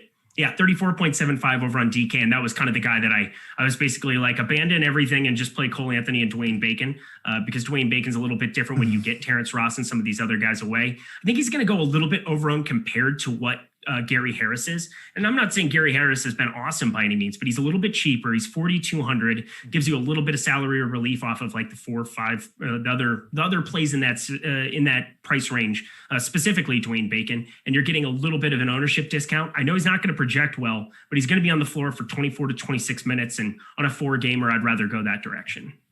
Yeah. I mean, you look at, Cole Anthony, 6,700. Okeke 5,300, Bacon 4,500, Harris 4,200. And I know we got this question on the other side of this one from Morgan in our Slack about how we're building for the Indiana news. Are you leaving many spots open for that news post lock? Of course, that game is at 8 o'clock. Yeah, so that's going to be a big part of what happens. So I'm over projecting Kevon Looney. That's my path of doing it. So if you want to talk like the very specific part of building, Kevon Looney's in the 10 p.m. late night hammer. Okay. And right now sitting at 3,700, I have a cap of 49,800 right now. So I'm leaving 200 of salary on the table. That gives me the kind of access that I need to be able to get up to Goga just by having a little bit extra salary to work with. I know that it's a difference. Like it's not going to come into every single lineup, but by default, I'm going to get some with 49.5 that give me that $500 difference to be able to play more Goga should that news come in. And I'll have other pieces and other ways of swapping, but just by having a little extra salary buffer and by playing Kevon Looney over the field at the moment, like way over the field, gives me access to probably the best play of the entire day if Goga plays. Also, a note on that. Note on the Magic coming in, Wendell Carter Jr. will be on a minutes restriction tonight. Wendell Carter Jr. will? Yes. Okay. Oh, that's interesting because now everything I said about Mo Bamba. So what can we possibly make Bamba at? Because Bamba is just a fantasy point per minute monster. We've seen that 1.25 here on the year over on Draftkings. Played 28 minutes in that start up against the Pellies. That I believe was his very first start of the entire year. Yes, it was 38 fantasy points there, 28 minutes. If we cap it, if we make that 22 or 24, 5,500 on DK, I'm not going to get to whatsoever. But on FanDuel, you're looking at a guy that can go out there and possibly at 5,500, depending on what those minutes. I mean, even at 22 minutes, 5,500 is kind of a number that he could definitely jump over. I might get to a little bit more, not anything over like not 10% by any means, but I might get to a little bit of Mo Bamba, I think, on FanDuel now, as opposed to on DraftKings. Let me see. Yeah, Mo Bamba. 5,500 on DK might be hard, but same on price 5,500 on FanDuel. Yeah, so it's same price, but you have that $500 difference between the minimums. And look at the way you're basically trying to roster one center to rule them all, one center to find them. Lord of the Rings reference for everybody involved. 5,500 there. I'd rather get weird and get off of Brook Lopez, who I never like playing. Kevon Looney's going to be super popular. Rashawn Holmes, Allen, he gives you a little bit of a discount. It's kind of a no man's land there at 5,500. I think both him and Wendell Carter, like Wendell Carter can still get there in 26 minutes. Did they say what that number was? I didn't see it come through. Oh, crap. Goga's out. That sucks. Yeah, Goga. Now I know I got to make some changes because I know I had him in some lineups. There was a pause. Oh, crap. Oh, yeah, that was the. I had T. Ross in earlier. So I already got him out. And so I just figured, I was like, well, about 15 minutes from now, I'm going to be making all my changes in my lineup. So, we're all waiting on the Indiana news. I mentioned about this super chat we got from Cowboy, where he says, where does TJ McConnell fit? TJ McConnell is a fluke, and I don't really know what to think about him. He gets there in crazy ways. Did you see his box score last night by any chance? Did you see it? I did not play NBA last night. I was all in on 1 for 6. I'm just going to tell you this, so don't click on it. He went 1 for 6 from the field, 4 for 4 from the free throw line, 0 for 0 from 3. How many fantasy points do you think he had? How many points he scored? 1 for 6 from the field. He had 6 real points. How many fantasy points did he score? 12. 40.75. He had 13 assists, 5 steals, and a block. 3 rebounds, 5,800. No, thank you on DraftKings. If he does that again, I just quit. I quit. Now, that being said, I do think he probably scores the ball a little bit higher rate than that. But the guy does some things that just are nonsensical, and I'll let people chase that dart if they really want to. I'm not saying that he's the worst play on the board, but he's definitely not a good one, in my opinion. Yeah, of course, we went all those breaking news. Be sure to follow us on Twitter at Awesemo NBA. Of course, this show is sponsored by No House Advantage. And come up here in 25 minutes from now, we'll have our special No House Advantage show where we'll talk about what we're seeing tonight. Of course, projections are always free over at awesemo.com for No House Advantage. And all users today will receive a $20 match deposit when you use that promo code Awesemo. So be sure to take advantage of that. That is for today. All users will receive a $20 match deposit bonus. We use that promo code Awesemo. Mention Charles here in the super chat asking about Dotson being a sneaky play for the Cavs or Go Chetty. What do you guys think? I'm doing a showdown single entry small field. That's very specific. It's a very specific thing. A 7 p.m. Eastern time showdown. I'm not playing the showdown, but I can tell you that in the main slate, I will not be getting to Dotson. That doesn't mean I don't know how the salary breaks down for Dotson or what it would be looking at, but it's hard to imagine him playing a bunch of minutes coming back here. Yeah, Dotson. Let's see here. I mean, he hasn't played since the 29th of March. Okay. Yeah, he played 15 minutes there. His high for minutes for the entire season. I mean, since what would it be? So we'll start since February 1st. A little bit more of what this team looks like. Cause I mean, he had a couple of like 40-minute games earlier this season, which is ridiculous, but 11 minutes through 23 is his high in minutes. I doubt with the current iteration of the Cavs with Kevin Love out there with Garland back, like there's no way that Dotson, in my opinion, is going to play over 22 minutes. So zero viability for me on DK. And should note about 5 minutes ago, Alex did update the projections for ownership for tonight. And no surprise, Chetty Osman getting a lot of ownership tonight. Not really a surprise in that one. KRG over in our Slack channel saying, is Kevin Love a good play today on DraftKings? If not, who's a good pivot? Who? Sorry, one more time. Kevin Love.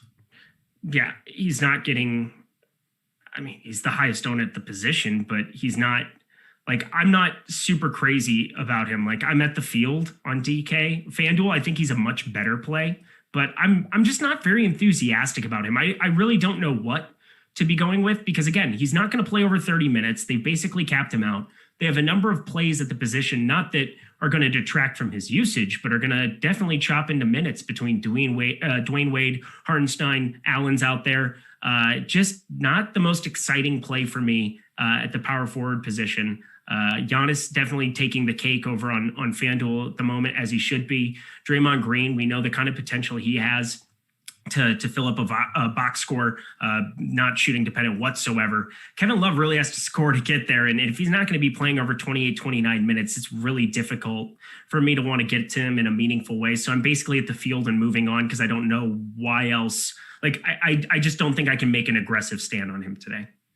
Mentioned a couple of questions we got over here in Slack goes, how do you feel about going more mid-range at guard and paying up to Giannis at 4 to pivot off the heavy ownership to Steph and Russ? So it depends who you're talking about, because if you're talking about Tyrese Halliburton, he's the most popular play on the slate at the position at point guard or shooting guard on DK.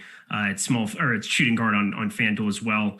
If you're going to that mid range, I mean, Garland 8,700 seems crazy, but it's a number that is probably low for his amount of production that we could project him for. 28% usage the last couple, 21, 23, 20 shot attempts his last 3 games here with Sabonis out. Really like getting to Brogdon. He's not in the mid-range, so to speak, but he's underneath Steph and Russ. Cole Anthony, your boy, definitely like him as well if you're going to try to get different, but I'm not getting to him over top of the field. The guy that I'm definitely over top the field of by a long shot is Russell Westbrook, because again, he's just underpriced. Mentioned a question in the super chat about Sampson starting for the Pacers. Any love? And he goes, and Eric, can you wear number 80s Giants jersey so I can call you Jeremy Chalky? Oh my God. Honestly, I'm impressed by how creative everybody is here. This is like, I'm very impressed by them. So Jakar Sampson is now going to be in my pool and is actually going to project out pretty darn well. He's at the floor. He's at 3K on DK. Starting lineup. Hi, how you doing? Yes, please. Mentioned about the Wizards starters have come in as well. Of course, we knew about Gill, and then basically else you would expect in there in the lineup. Alex Len will be your center. Do you want to get into any Alex Len center with no. What the center slate is tonight? No. I know. I do not want to do that. I would very much not like to do that.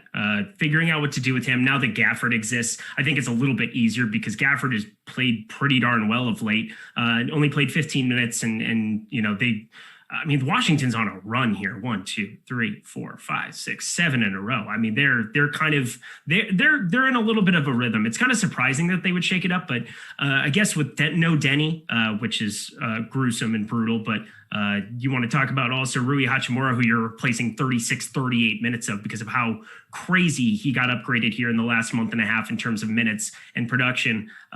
They're just trying to find the right mix, and it's really kind of a hodgepodge of whomever. Like Alex Len, we've seen some upside there. Sure, take a couple shots, but you want to talk about him being like a priority if you're making 1 lineup or 3 lineups? Absolutely not. Another question we got coming in asking about guys like Gill and Brissett having both to open up room in a Draftkings single entry cash game. We already kind of talked a little bit about Gill a little earlier.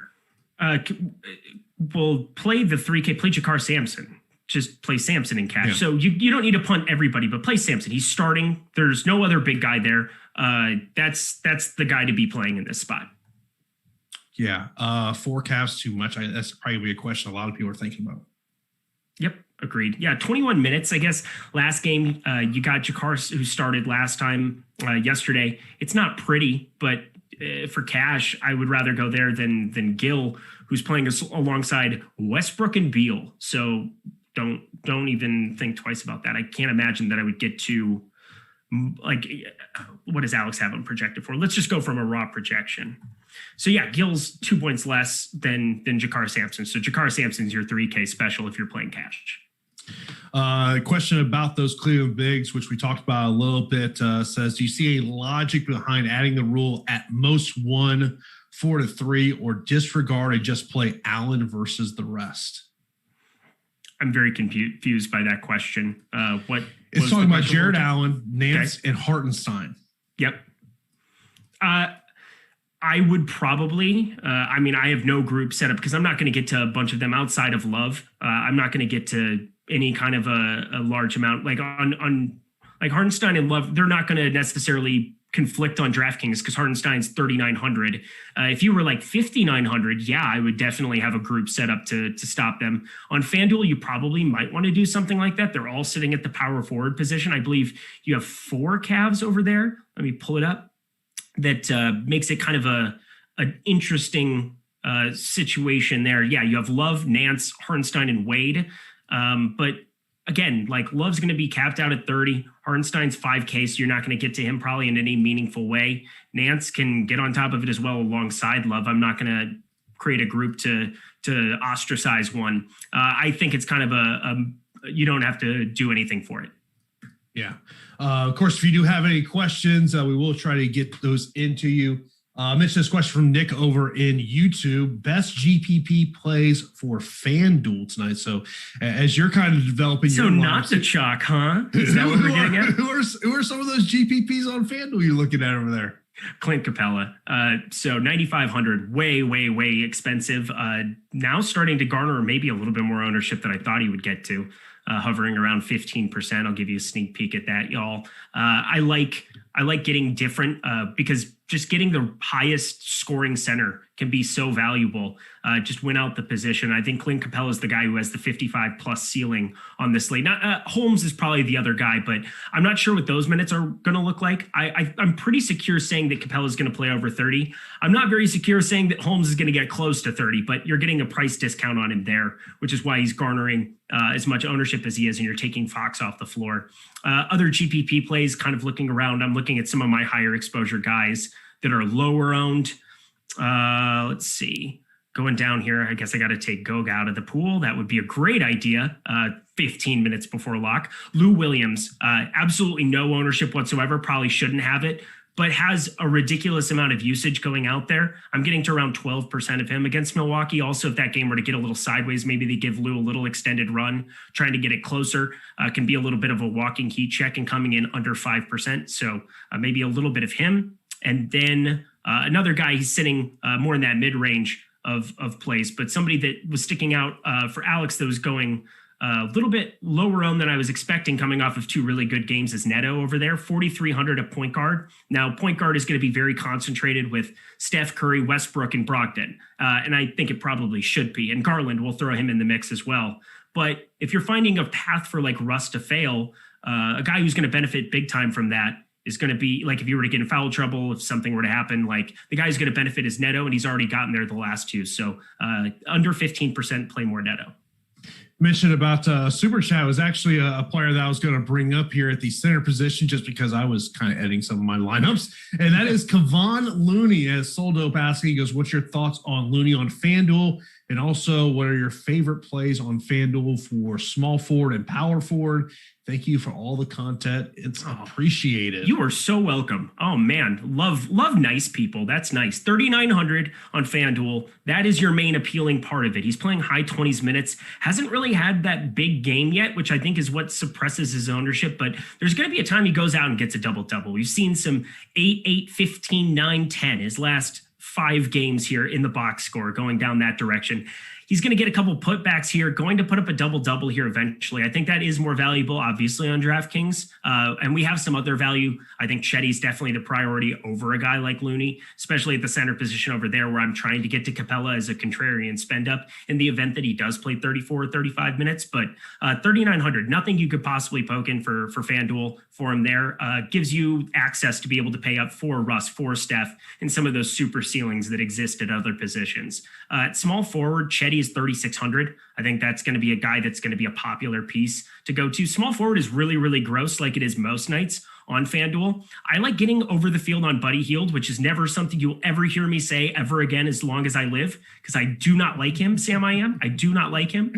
But I'm pretty sure Buddy Hield at 6,500, if you're telling me he's going to be under 25% owned, I want more than that because of what exists there. O'Shea Brissett, we're going to see those numbers start to come up on him. I'm curious where he'll be in the next couple of minutes. I haven't updated the ownership here in the last 10 minutes, but I'm assuming O'Shea Brissett is going to be another big piece for small forward there. Yeah, last update was about 10 minutes ago. Another super chat is from Zach. Last man, DK Cash, Giannis or Steph? Giannis. Yeah, that's what I was kind of thinking there as well. Yeah, I mean, definitely. I feel like it's one of those things. I feel like I'm going to have so much Steph and Russ that I'm not going to have enough Giannis. Yeah, and that's understandable. Are you playing primarily on FanDuel or DraftKings? Play more on DraftKings. We're on DraftKings, yeah. So then that makes sense. There's nobody. I really like a point that Josh Engelman made the other day where it's like nobody on planet Earth benefits more from the 3-point bonus on DraftKings than what Steph Curry does. So there's definitely that. But also Giannis is the best fantasy player on planet Earth and is not completely shooting dependent. Not that Steph doesn't have a great assist. Like he's still going to pick up stats and other categories, but he is primarily, for his ceiling that you're targeting, shooting dependent. And that's the way to look at it. Now, he's the best shooter on earth, so there's that. But I really do prioritize Giannis today. And of course, since you bring up Bobby Hield, you get a super chat asking about him. Either Buddy and Sampson or Goodwin and Halliburton on DraftKings. Like Halliburton to me is just going to be a chalk play tonight for a lot of people. Yeah. And Halliburton, yeah. And if it's this and Halliburton's on one side of it, it should probably be on the Halliburton side because of how good he is. He's going to be playing point guard. He's going to be playing increased minutes. He's going to see a big jump in his usage in his assist rate.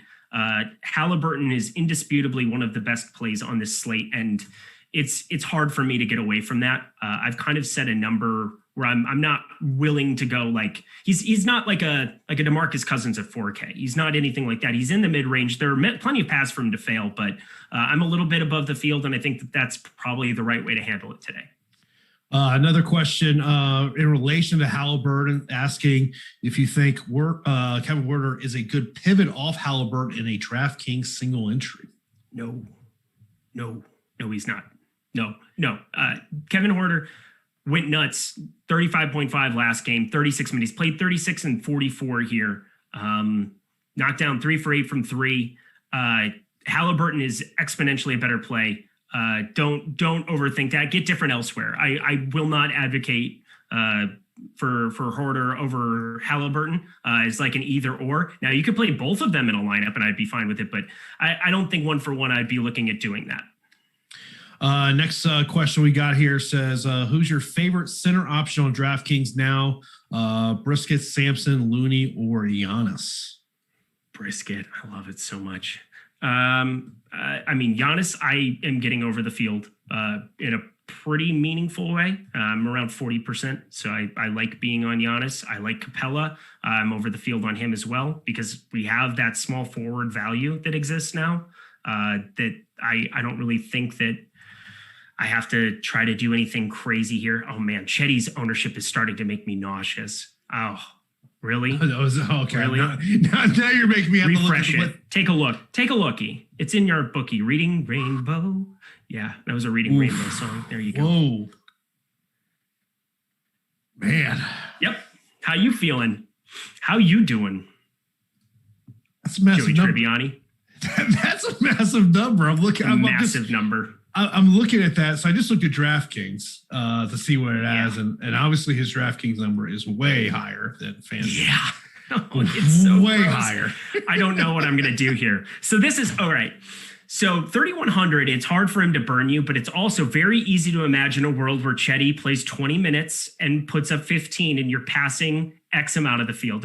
Is ownership's not free today, right? Yeah. So I don't want to give it everywhere, but you got to know that Chetty is a massively owned play on this slate and a big cornerstone of what you're doing because it's not the most important part. Like it's very also easy to imagine a world where he gives you access to Russ and Steph Curry and they go nuts and you can't really get super burned by 3,100. But oh boy, I didn't know if it could get that high that quickly.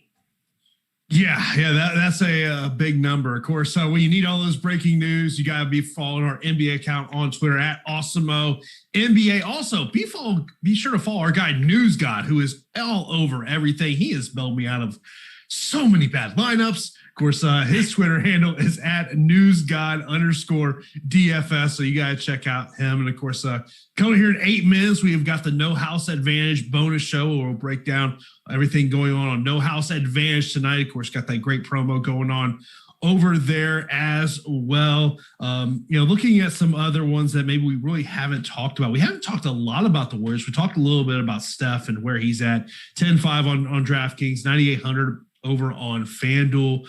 And, we talked a little about Kevon Looney, but is there other plays on Golden State that we should be talking about? Draymond Green. Draymond Green for sure. I think Draymond Green is probably one of the better tournament plays on FanDuel. DraftKings 7,500. I know he has triple-double upside. Gets as I was saying earlier, a guy who can rebound pretty darn well. Had 19 assists against Denver, which was pretty stupid for a guy who has no ability to score the basketball. To be able to do some of the things he can vision-wise on a basketball floor also helps to have Steph Curry alongside you. I do like Draymond Green quite a bit. Kevon Looney, we've talked about. I think outside of that, it gets a little bit thin. It gets very, very thin. Did something happen? No. I'm looking at some of my lineups to figure out what I need to change them for. That was the sound of Chetty Osman dropping a 0 into half of your lineups. Is what that was. You like Will Barton the other night? Yeah, getting hurt in the first minute of the game. Yeah. Yep. Oh man, that was an unfun thing. I pivoted on to quite a bit too. Kelly Oubre, 20%. I think that's too low for him as well. So I would get over the field on him on DraftKings. That's about the only other piece, but. Yeah, you could play pool, but I don't think you need to. I'm not trying to actively do it. I think Curry, Looney, Oubre, Draymond, and that kind of ends it. Like, even if Michael Mulder were to be in the starting lineup again, I think you right around 20% usage. Sure, you could take some shots, but there's better value here that I think he's less of a thing that you need to be waiting on at 3,100. By the way, another ownership update has come in. Good news. Austin's going down a little bit. Praise be, and the Saints be praised. But of course, Jachar Sampson's right up there with them now. So just kick me in the face. How about that? Yeah, those are the two chalk of the night. Mentioned a super chat from Luke asking about Daylon and Giannis or Steph and Draymond. Let's go with. I like the Steph and Draymond side of that too. I mean, I like Giannis. I just think that Steph and Draymond are going to be on. I think getting to Draymond at power forward. Now we have Jachar Sampson also to be able to play at that position. So maybe makes it a little less interesting. But for the most part, I would go if you're playing, like if you like that late night game, Steph Draymond, that's a great combination. I might side the Delon Giannis side is what I just decided. I talked through that. We'll try to hammer out some of these questions we got in Slack, try to catch up a little bit. DraftKings, Hartenson or Goodwin? DraftKings. I'm not, maybe it's just me, but I'm not getting to Goodwin like at all. And I've now heard that name a couple of times. He's 4,200. He's not 3K. He's not sitting underneath there. He played 22 minutes. I think it was one of the more fluky things that's happened in a long time. Like Goodwin getting 21, 22 minutes. Like before he was playing 37 when he was starting. I have like zero interest in playing Goodwin today. I have 1%. I have 1%. By the way, speaking, I'm just kind of looking at ownership. And one guy that we've not talked, we talked about a lot about Indiana. We didn't talk about Malcolm Brogdon. I love Malcolm Brogdon. I love him. Like you should play. I'm well over the field on Malcolm Brogdon. I have 58% right now. Yeah, you're well over the field. Yes. I am gigantically over the field. Because again, TJ McConnell, I'm not doing that. I'm right at about the field on Curry. Like Curry, I have no problem if you want to be going. Like I think 38% is a hefty darn number. I am a little underneath the field on him there. Kind of going to forcing that Capella play a little bit more than maybe I should. But I think it's a great spot to get different. And I think you could be surprised by what those minutes could turn into. Like if you were to be all right to go, like right now at 33. Yeah. So Alex has him in at 33. I really think there's a chance if he gets to 35, 36, there's a 15 or there's like a 20 and 20 with a couple blocks sitting there. That could be the kind of ceiling that's kind of unexpected and just a little bit underrepresented. Mentioned another super chat we got in here. Garland, Sumner, or Wright and Oubre. Let's go the Wright and Oubre side of that. I do like both sides again. That's a decent combo. I think Sumner was somebody that stuck out a little bit more. I'm well over the field on him. The underrated part about playing Sumner too is you can play him at small forward, which is nifty. Yeah. Are you getting to a lot of Neto tonight? I know he was. I was earlier, and now that was coming to me. I was getting to more before we had Sampson and Chetty, because now it has, even for a 4-gamer, started to stars and scrubs for me quite a bit. That's why I'm saying I'm getting to the ceilings of Capella, Russ Westbrook. I was never coming off of being way over on him. I think it also depends a little bit what your risk tolerance is, but I like being able to punt and then going to those ceilings. And Capella could go out and play 28 minutes and I could be deeply screwed on that. But he also has like a 50+ point ceiling at a little bit of a discount from the 10K guys. Kind of interested in that on this slate. I think that that's just one of the bigger stands that I'm taking. Yeah, I mean, we were talking about going to an Osmond and Samson. It's going to allow you to get to some of those higher price players that you want to get to. It makes putting an 11,000 Russ in your lineup so much easier.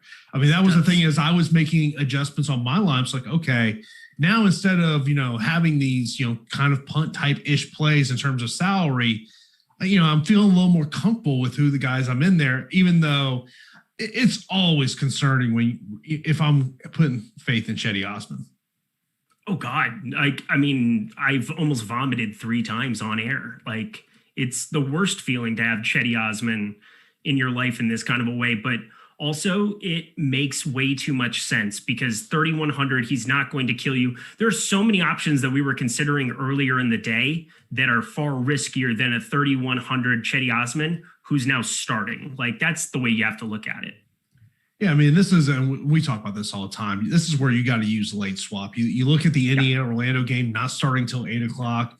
Sacramento and Golden State, what's that, 10 o'clock? I mean, so you got plenty of time to go with that late swap. Of course, as we're about to hit lock here, right here at the top of the hour, I mean, look, it's like I look at that Orlando-Indiana game, and I'm like, oh, man, someone is going to go off in that game that's going to be the slate breaker. Yeah, I'm hoping it. I mean, for me, Brogdon, who it is. would be the guy, yeah. I mean, I'm hoping that Indiana game. If TJ McConnell goes off, I am in a world of hurt. I think we can establish that at this point in time. I know that he can fill up the box score. I want to see what his final number came in at for what we were projecting his minutes for. Because and 15%. I'm just not going to play TJ McConnell. I'm just not going to get there. I have 2%. So it is the one guy that I am fading on this slate by far. That is the guy that I need to cheer against. I think the guy in Orlando I want to get to, and especially with the news of the minutes restriction on Wendell Carter Jr., is Mo Bamba. Yeah, I think that's kind of what I'm thinking too. 22, 24 minutes of him. I also said Gary Harris, somebody that I'm at a little bit more than the field on. That's kind of a Renpack special too. It's impossible for me to go a show without name dropping Renpack and giving him proper shout outs. So Chris Baggs is just like, I can't remember what the Twitter altercation was, but it was one of those things where we were going back and forth where Alex ended up just completely he thinks I sound like this owl from this RPG game. And Chris is like, oh yeah, it sounds like him. But if only he was talking, it would be a perfect comp. And I'm like, thanks, Mr. Spags. That was very kind of him. I like the show behind the show that I get to see Jordan's facial reactions. Those are, to me, the best things. Yeah, that's wonderful. Yeah. We see plenty of those reactions from him. Of course, we have reached locked. It is now time for our No House Advantage show. Of course, be sure to take advantage of what they got going on today over at No House Advantage, where all users will receive a $20 match deposit bonus today when you use that promo code Awesemo. So be sure to take advantage of that. Of course, our No House Advantage projections are always free over at awesemo.com. So as I knew we were getting ready to get into this here, Eric, I just pull it up on the site. And of course, who's the over odds? Who are the high over odds that we got over here? And the name that pops up immediately is Halliburton. Not really a shock there. So let's talk a little bit about Tyrese Halliburton points. The line 11.5. Alex's projections is at 16. So a massive over odds there. What is your take on Halliburton tonight when we're talking No House Advantage? Yeah, I can't imagine. So one of the beautiful things about NHA is that they have static props. So they set the lines. That's what they're stuck at. They cannot react to news the same way that we can. They can't adjust their lines throughout the day the way a sports book will. So we get Tyrese Halliburton for 3.5 assists, where he's going to be the primary ball handler on a team that plays up and down at one of the fastest paces, if not the fastest pace in the NBA, completely inept defensively, lots of possessions, a game that's going to be moving. You get this kid that is just phenomenal out of Iowa State that I got to see play in college. That's from my alma mater. And There's no way that at 3.5 or at his points, rebounds, and assists, which is kind of what I'm prioritizing, gives me a couple more outs at 17.5 for him to get there a number of different ways, rather than like if you were to get hot, put up 25 points and only put up 3 assists. However, that number is just so low. 3.5 is just a low number. Right now, Alex projecting him around 6.5. I mean, the disparity between those, 98%, you're not going to find many odds that have this kind of a jump there. So with that static line of 3.5, which is what it would be if Fox were in, now you take Fox off the floor, Tyrese Halliburton's a smash. Looking at some other huge over odds that we're seeing here, DeLon Wright, points, rebounds, and assists. The line 50.5. Alex has them at almost 20 at 19.71.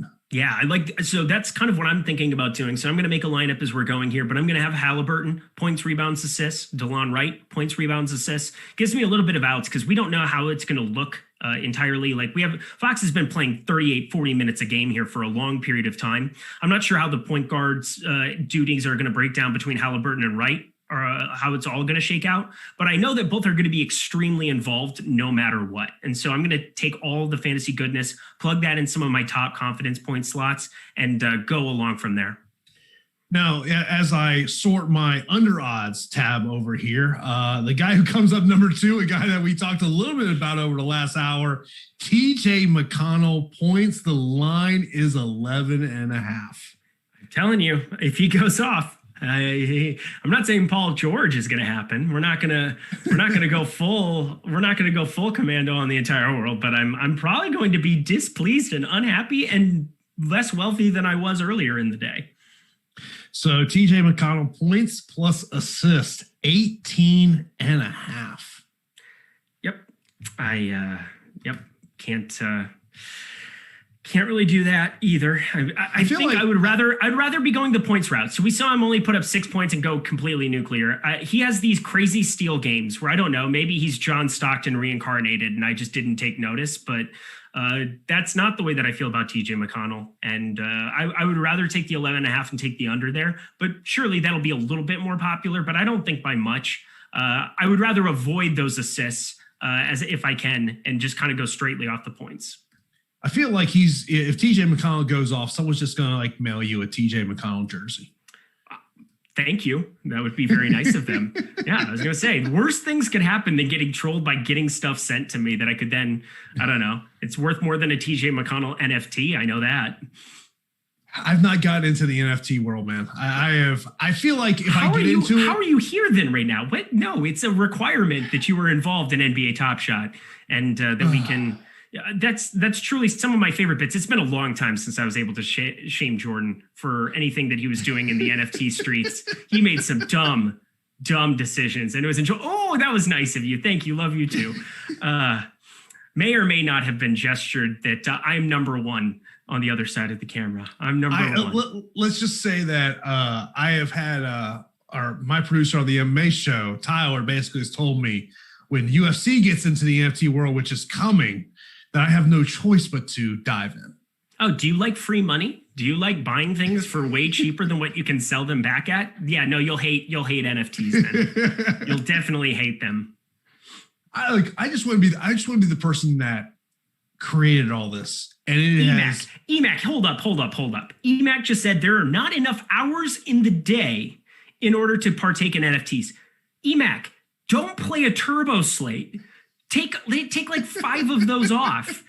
Just get in pack drops. What are you talking about? You're out of your mind. Not enough hours in the day. Yeah, if you're grinding every single slate. And I love turbo slates. I love playing all of the slates. I think you should be involved in those. But like, there are enough hours for these Top Shot. It's not for us old guys. It's for the kids. Dave, listen to me.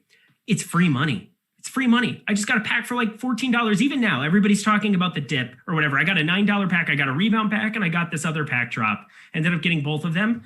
Have cards that are valued over $50 already. All I did was just click a couple buttons on my phone and bang, you have a couple $100 just from doing nothing. It's kind of ridiculous. We'll mention a news, and we'll relate this to No House Advantage. The Atlanta Hawks starting lineup is Ed, Bogdanovich, Porter, Hill, Collins, and Capella. That is your starters there for Atlanta. So let's talk John Collins. Points plus rebounds, 23.5. What's your take on this one? Okay, well, I'm shorting John Collins, I think just because you have, let me see if the projections had Clint Capella. Yeah, Clint Capella was not involved in the projections here, and now Clint Capella is in. I'm going to be taking the under. It's probably going to be showing over here at the moment, but I think that it was probably closer considering Capella's sat out the last couple, but I think it's going to be sitting closer to, 23.5. The points would be all right for the over. I would be okay with that. But rebounds, I wouldn't want to have that involved whatsoever. 7 is still a large number. If you go through some of those box scores, his rebound rate crashes when he's not involved at the 5. Even with Okongwu over there next to him, it was kind of a little bit of an issue. Not nearly as involved. Capella just can, I think it's just a little bit of the way that they run the fast break and how they get out and go. He had 8 with Okongwu there, but I mean, Okongwu only played 18 minutes, 20 minutes last time out. Now you're looking at 33, 34 from Capella alongside him. Avoid the rebound side of it. Going over on the points there, you have no Trae Young. He's gone over the last 2. As a result, Trae Young didn't play in that fourth quarter against New York. He went for 18 points. He went for 20 against Miami. John Collins, perfectly fine scoring the basketball, but 7,400 on DraftKings, not looking to get there. This is a perfect example of somebody on NHA where there's just a line that might be a little inefficient, taking the over on his points there and getting your exposure to his basketball box score, getting exposure to him there. Guy Jordan just hammered EMac in the YouTube, saying that he's sending ownership projections of EMac via a fax machine. Who has a fax machine these days? EMac still loves to do his baseball year-long box scores out of the daily newspaper. That's his go-to. He takes the USA Today out, pours some coffee, makes breakfast for him and his wife, and just goes player by player, just starts at the top and works his way down. It's just, that's how he lives his life. It is what it is. EMac 2024, except for we need to have somebody be in charge of, we need to get an ambassador of technology to be alongside him. Maybe that's your role. Maybe no, you just line yourself right into the role. I'm not his running mate. I refuse. There are more. We already have 48 Erics at Awesemo. I'm like number 42 in popularity. I was going to say there's Erics roaming around in the chat that I think there might. I feel like I've started to get some love here. Nice glasses, Brian. You're so sweet. Everybody's so nice to me today. Look, it's just like when I look at our schedule and I'm not the only Jason. So I see Jason, I go, okay, if it's PGA, that's definitely not me. I got you covered there. Yeah, I got you covered on that one. Also, I didn't see who ended up winning the event. I had to turn it off here right before we went live. Somebody let me know who won the playoff. Somebody's got to let me know. Cam Smith and Leishman and Louis Oosthuizen and somebody's got to let me know.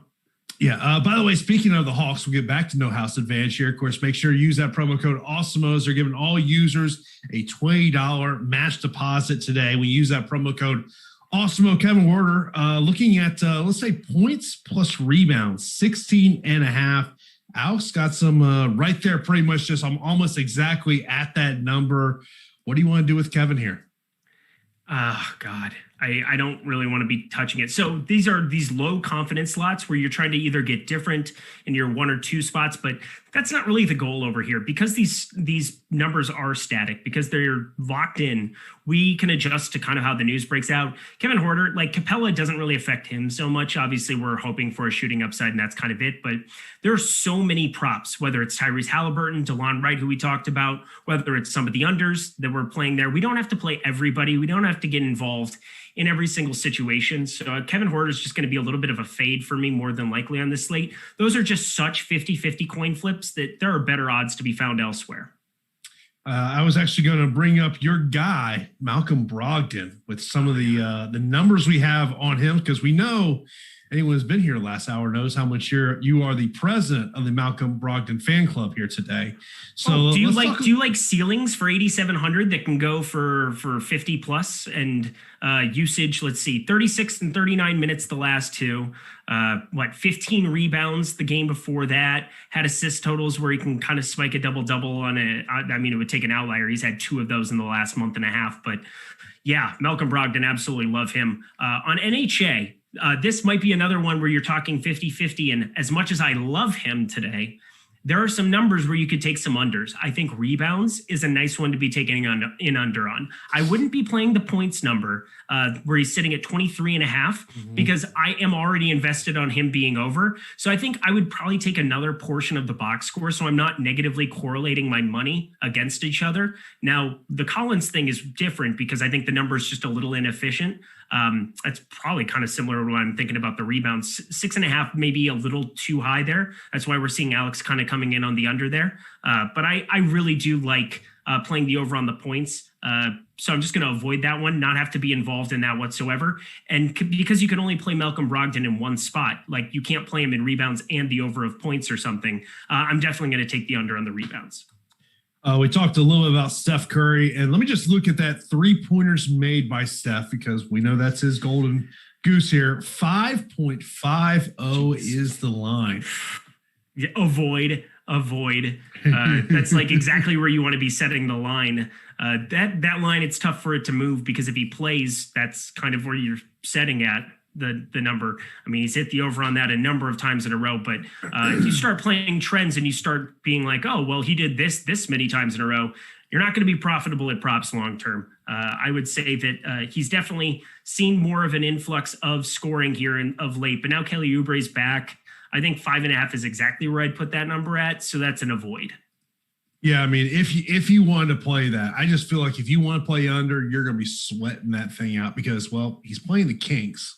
He's got to be the worst sweat out of any player in the NBA because if you have him, you have to hope that he goes nuts at 10-5. And if you don't, you are just like, you could be in a world of hurt. You could put 75 up faster than you could say 3-ball. It's just not good. We mentioned about talk a little about Giannis here over as you look at some of the numbers with him. So points line 28.5 points plus rebounds is 38.5 points plus rebounds plus assists 44.5. If you just want to do points and assists, 33.5. A lot of under numbers here. There's a lot of under numbers. There's also a lot of overs that sit decently well I'm looking at the other side. It's just assists that he's basically over the 5.5 on. So yeah, 68.49 for percent that he's going to be hitting the under on that. So that's basically 2-1 that you're getting on those 3-pointers. I really like taking the under on threes for Giannis. I think we pretty much realized that the guy, it's just kind of his like we know it at this point in time that he's going to attempt maybe 2, maybe 3, never attempts outside of that. So you're basically saying, is he going to shoot 66% from 3 and beat you on that prop? I'm going to say no. And so I'll take the under on him pretty much every single time that I see that 3-point prop up for him. You're fading 2 or 3 shots. And I feel pretty good doing that against Giannis, more so than I feel good fading him as points or trying to go under on points plus rebounds. Those are large numbers, but I think the 3-pointers made really kind of sticks out as one that I would want to be invested in, and I'm going to add him to my lineup now. So as I look at some of the over odds that we have here in our free projections, of course, you can see it right there on the screen. Also check it out right now over at Awesemo.com. Your favorite guy, Buddy Hield. Points plus rebounds plus assists. The number is 23.5. We are projecting him for 27. Yeah. I mean, 6,500 over on FanDuel. That's where we talked about him primarily. 73, I believe, was his number today over on DK. That's a little bit of an over. That's getting up there in uncomfortable land. Not the land that I want to be living in, but I do think Buddy Hield on NHA, getting on the over there is fantastic as well. Going to be seeing an influx of usage. I like the points getting over. Alex really likes, I believe it's the points plus assists. So I think 18.5. Again, we don't know necessarily how all of this is going to break down when you take Fox. Like you can do a sample size with Fox off the floor, but it's so insignificant because he plays 40 minutes a game, and they basically have a number of guys who can pick up the slack for minutes here and there. But I mean, Halliburton, Wright, Buddy Hield, we're going to see assists get spread around there. And so combining his points with assists there feels like a really, really good bet today in taking the over. Speaking about the Kings, Harrison Barnes, who's 7,800 over on Draftkings, over on FanDuel. He is 6,400. And looking at the lines we've got here for Harrison Barnes on No House Advantage, points plus assists 19.5, points plus rebounds plus assists 27.5, points plus rebounds, 23.5 points at 16.5. 3-pointers made, 1.5 assists, 3.5, and rebounds, 7.5. Looking at that points plus assists, 19.5, where we've got them projected at 23.62, the best over odds you got there on Harrison Barnes. Yeah, it speaks right back to my point where there's going to be opportunity that has to get spread around. Now, getting Holmes on the floor affects certain things, doesn't affect the assist rate. So we're going to see Barnes see a jump in that. We're going to see Hield, Wright, Halliburton, all the guys we were talking about, taking the over on a combination of just kind of hoping that this game gets up and down. It's going to get up and down. Don't get me wrong, but getting over invested there is not a bad thing. I like grouping together the points and rebounds and assists, or the points and assists on 3 or 4 of those Kings guys, and kind of hoping that they all hit, because more so than on a DFS lineup where we have salary constraints. We don't have those kind of salary constraints. That's part of the fun of playing over on NHA, is we have these projections that are free that you can click on, and you can make informed decisions without even trying. You just have to simply follow the lineups. We have the NHA lineups that are free. We have the projections that are free. So stack the game up in that regard, where you're just hoping for a bunch of possessions, bunch of points, and spread it around between those 3 or 4 guys in your top confidence slots. All right, speaking of one of those Kings, DeLon Wright, who's 4,900 over on DraftKings, 5,900 over on FanDuel, and looking at some of the lines there. Let's just look at that points line. The line is 8.5. We are projecting him for a little more than 10 points. Yeah, so the points, rebounds, and assists, that's the one that you really want to be targeting, because he's going to be out there doing a lot of things. We saw in his time in Detroit, he can kind of spread it around a little bit as well. I like getting to DeLon Wright here for sure. Getting all of them combined. He's definitely one of the pieces. So as I'm building my lineup as we go here to put in the $20, I really like getting to DeLon Wright in one of those top. Right now he's in my 7-point confidence slot. I think that's about right for it, because you do have Halliburton, who's going to project out even better. But playing them together, there's no negative correlation there. There's no issue that I have there whatsoever. It's just a smash for both. You mentioned about the usage for Malcolm Brogdon a little while ago when we were talking about his lines over at No House Advantage. Let's talk a little bit about Karis LeVert, who we're seeing some overlines here on him. In terms of, obviously with no Sabonis in that line, of course, we know Turner's been out now for some time with that injury. Karis LeVert points, that line is 16.5, points plus assists, 21.5. What's kind of your thoughts on Karis LeVert tonight in this spot? So I do like the points plus rebounds. I do like the flat out points too at 16.5. We're talking about a guy last game, 35.7% usage rate in 30 minutes, 9 for 19 from the field, 0 for 5 from 3, still put up 25 points. When you take a guy like Sabonis off the floor, when you take Miles Turner off the floor, between him and Brogdon, it's just going to be them. That's who's going to score the basketball. Everybody else is kind of a lesser priority for me, but Karis LeVert getting to the over of points alone is great. I think that stands out. Getting to Alex has him at 19.5. I think that's about right. Hitting the over on that 70% of the time. It's a very thin difference between 74% on the points plus rebounds. I'm going to opt to go just the over on the points on that one.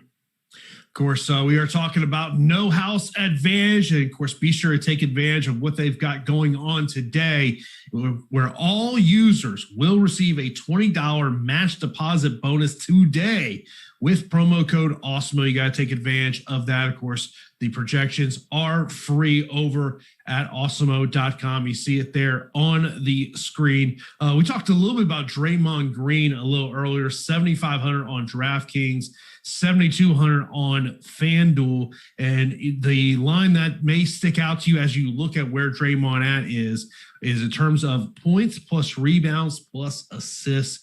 The line is 22.5. We have him projected at 25.3. Yeah, I mean, we've seen crazy spikes for assists, rebound games. He kind of does a lot in that regard. The points are basically kind of ancillary. They're kind of secondary. He's probably the only guy you can really say that. He's kind of one of a kind right now in the NBA. And so getting to the combination makes a lot of sense. I think the rebounds number looks like it's projecting out very, very low as well, 6.5. I believe on the season. What is he averaging on the season here as I click over? Let me find Draymond. He's going to be somebody that averages, I believe, well over that on the season. Yeah, 6.6, so not well over it, but when you take Wiseman off the floor, that becomes a different situation as well. I like Draymond Green, the over of both of those here in a game where there's just going to be more possessions than an average game for both teams. That's just going to set up well for targeting their props and the overs. Of course, when we're playing props, I think we always want to hit the over. So I'm looking at under. It's just kind of what we all do. We all just hit over. I mean, we don't all do that. It depends. It depends. Maybe you do, but yeah, I definitely think I am guilty as charged on that one. I am straight up guilty as charged. Yeah. So I do try to find these underlines. So as I look at the under odds that we're seeing, some ones that maybe we haven't discussed here. Let me talk a little Gary Harris assist 2.5. I mean, oh man, yeah, that's kind of I get it. He's going to be out there playing 26 minutes, not somebody who passes the ball in general. Pretty not a creator by any means. I'm fine with that if you want to go that route. Even more so, somebody that projects at the top of the board on under, who we haven't talked about, and I don't even know why his line is at 6.5 for rebounds. But Dante DiVincenzo is probably your best underplay on the entire board today. I believe that's what he's projected out to be, 4.8 for those rebounds.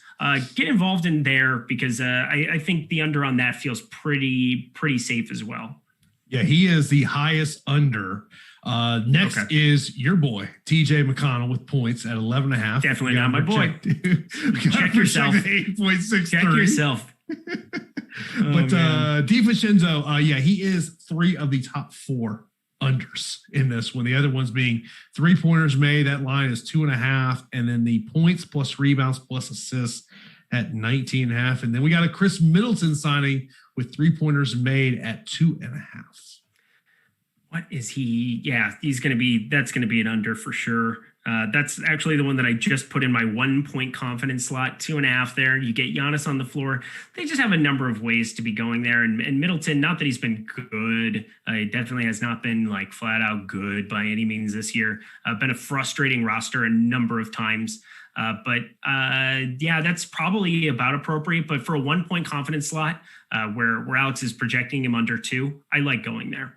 Of course, not just also along with the projections being free, also the optimal lineups page is free. That you can check it out there and who you want to put in that 10-point slot. As I just pull it up here, right here at the top, 10 points. Karis LeVert at a points 16.5, going the over on that one.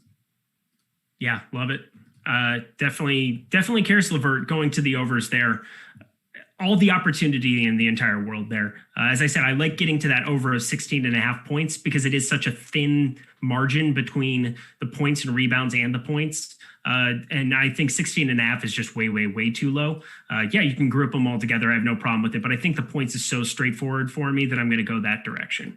As I look right in the second lineup on the optimal lineups page, Dante DiVincenzo as a 9-pointer with your rebounds under 6.5. Got to imagine people are going to be trying to put that in their 10-point slot.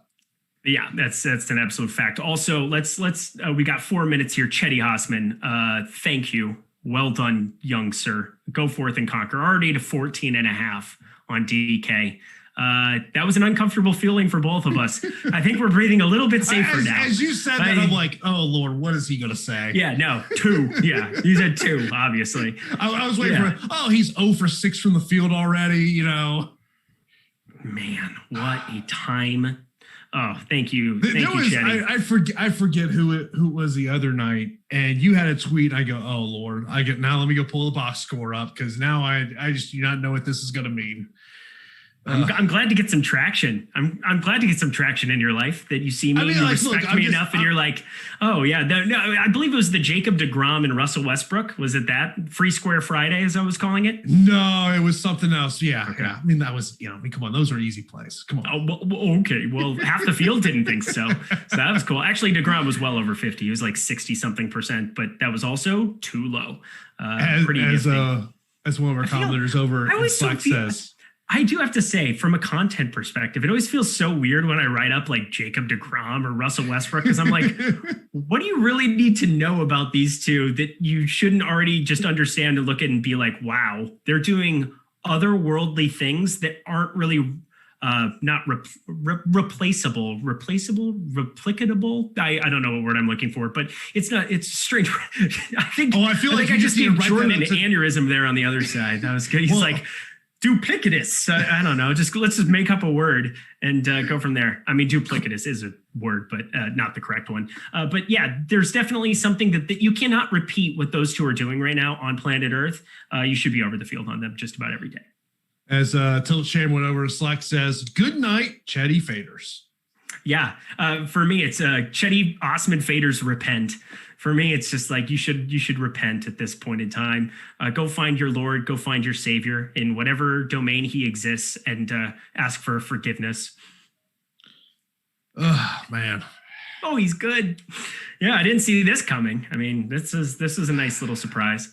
Since I'm on the show now, I'll now have to look once we get done just to see what the ownership is. And of course, he's going to cap out at 20 now. Well, then now that we've talked him up here, he's not going to shoot again the entire game. But yeah, life is good right now. Life is good. Yeah.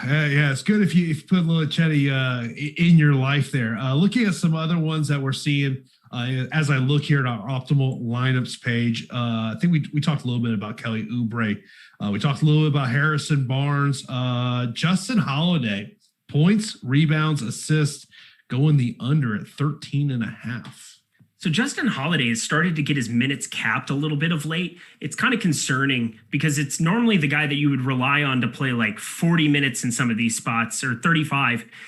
Other than the 32 minutes he played against OKC 2 games ago, he played 19 yesterday in a close matchup with Detroit. He played 25, 22, 27. Like it's been very strange here. And I think it might be a little bit of an O'Shea Brisket. Everybody likes Brisket. O'Shea Brisket effect. Where he's just cutting into those minutes because they like what they see, or they're giving him a little extended look. Not exactly sure all of the reasons for it, but all I know is that Justin Holiday's minutes have been trending down. Therefore, we should be looking at some unders. I just had to look at the box score for the Wiz and Cavs to see what's up there. By the way, Bradley Beal, 13 points are real points on the board already. I'm 5% out from the field. The last edit that I made on FanDuel, and this is always kind of the way that it works, but I was getting to like 65% of Bradley Beal, and I trimmed him to like 45, like in my very, very last edit. And now I'm just very upset about such things. Actually, no, it went even further. It went to 30. Awesome job, Eric. Well done. Yeah. Good job. Good effort. By the way, Chetty, 2 for 3 from 3-point and 2 field goals and 2 free throws, excuse me. Love it. Yeah, that is, we've reached 7:30 here on the East Coast. That is going to do it for us tonight. Appreciate everyone tuning in. Of course, be sure to keep it locked here to Awesemo all day. Of course, start your day tomorrow with that Slate Starter podcast, as I'm sure my man is probably about to hook up with Rim back to record that thing to get you ready for tomorrow's NBA slate. Of course, be sure to subscribe to us right here on YouTube. And that is going to do it for Live Before Lock. Good luck to everyone tonight playing on No House Advantage.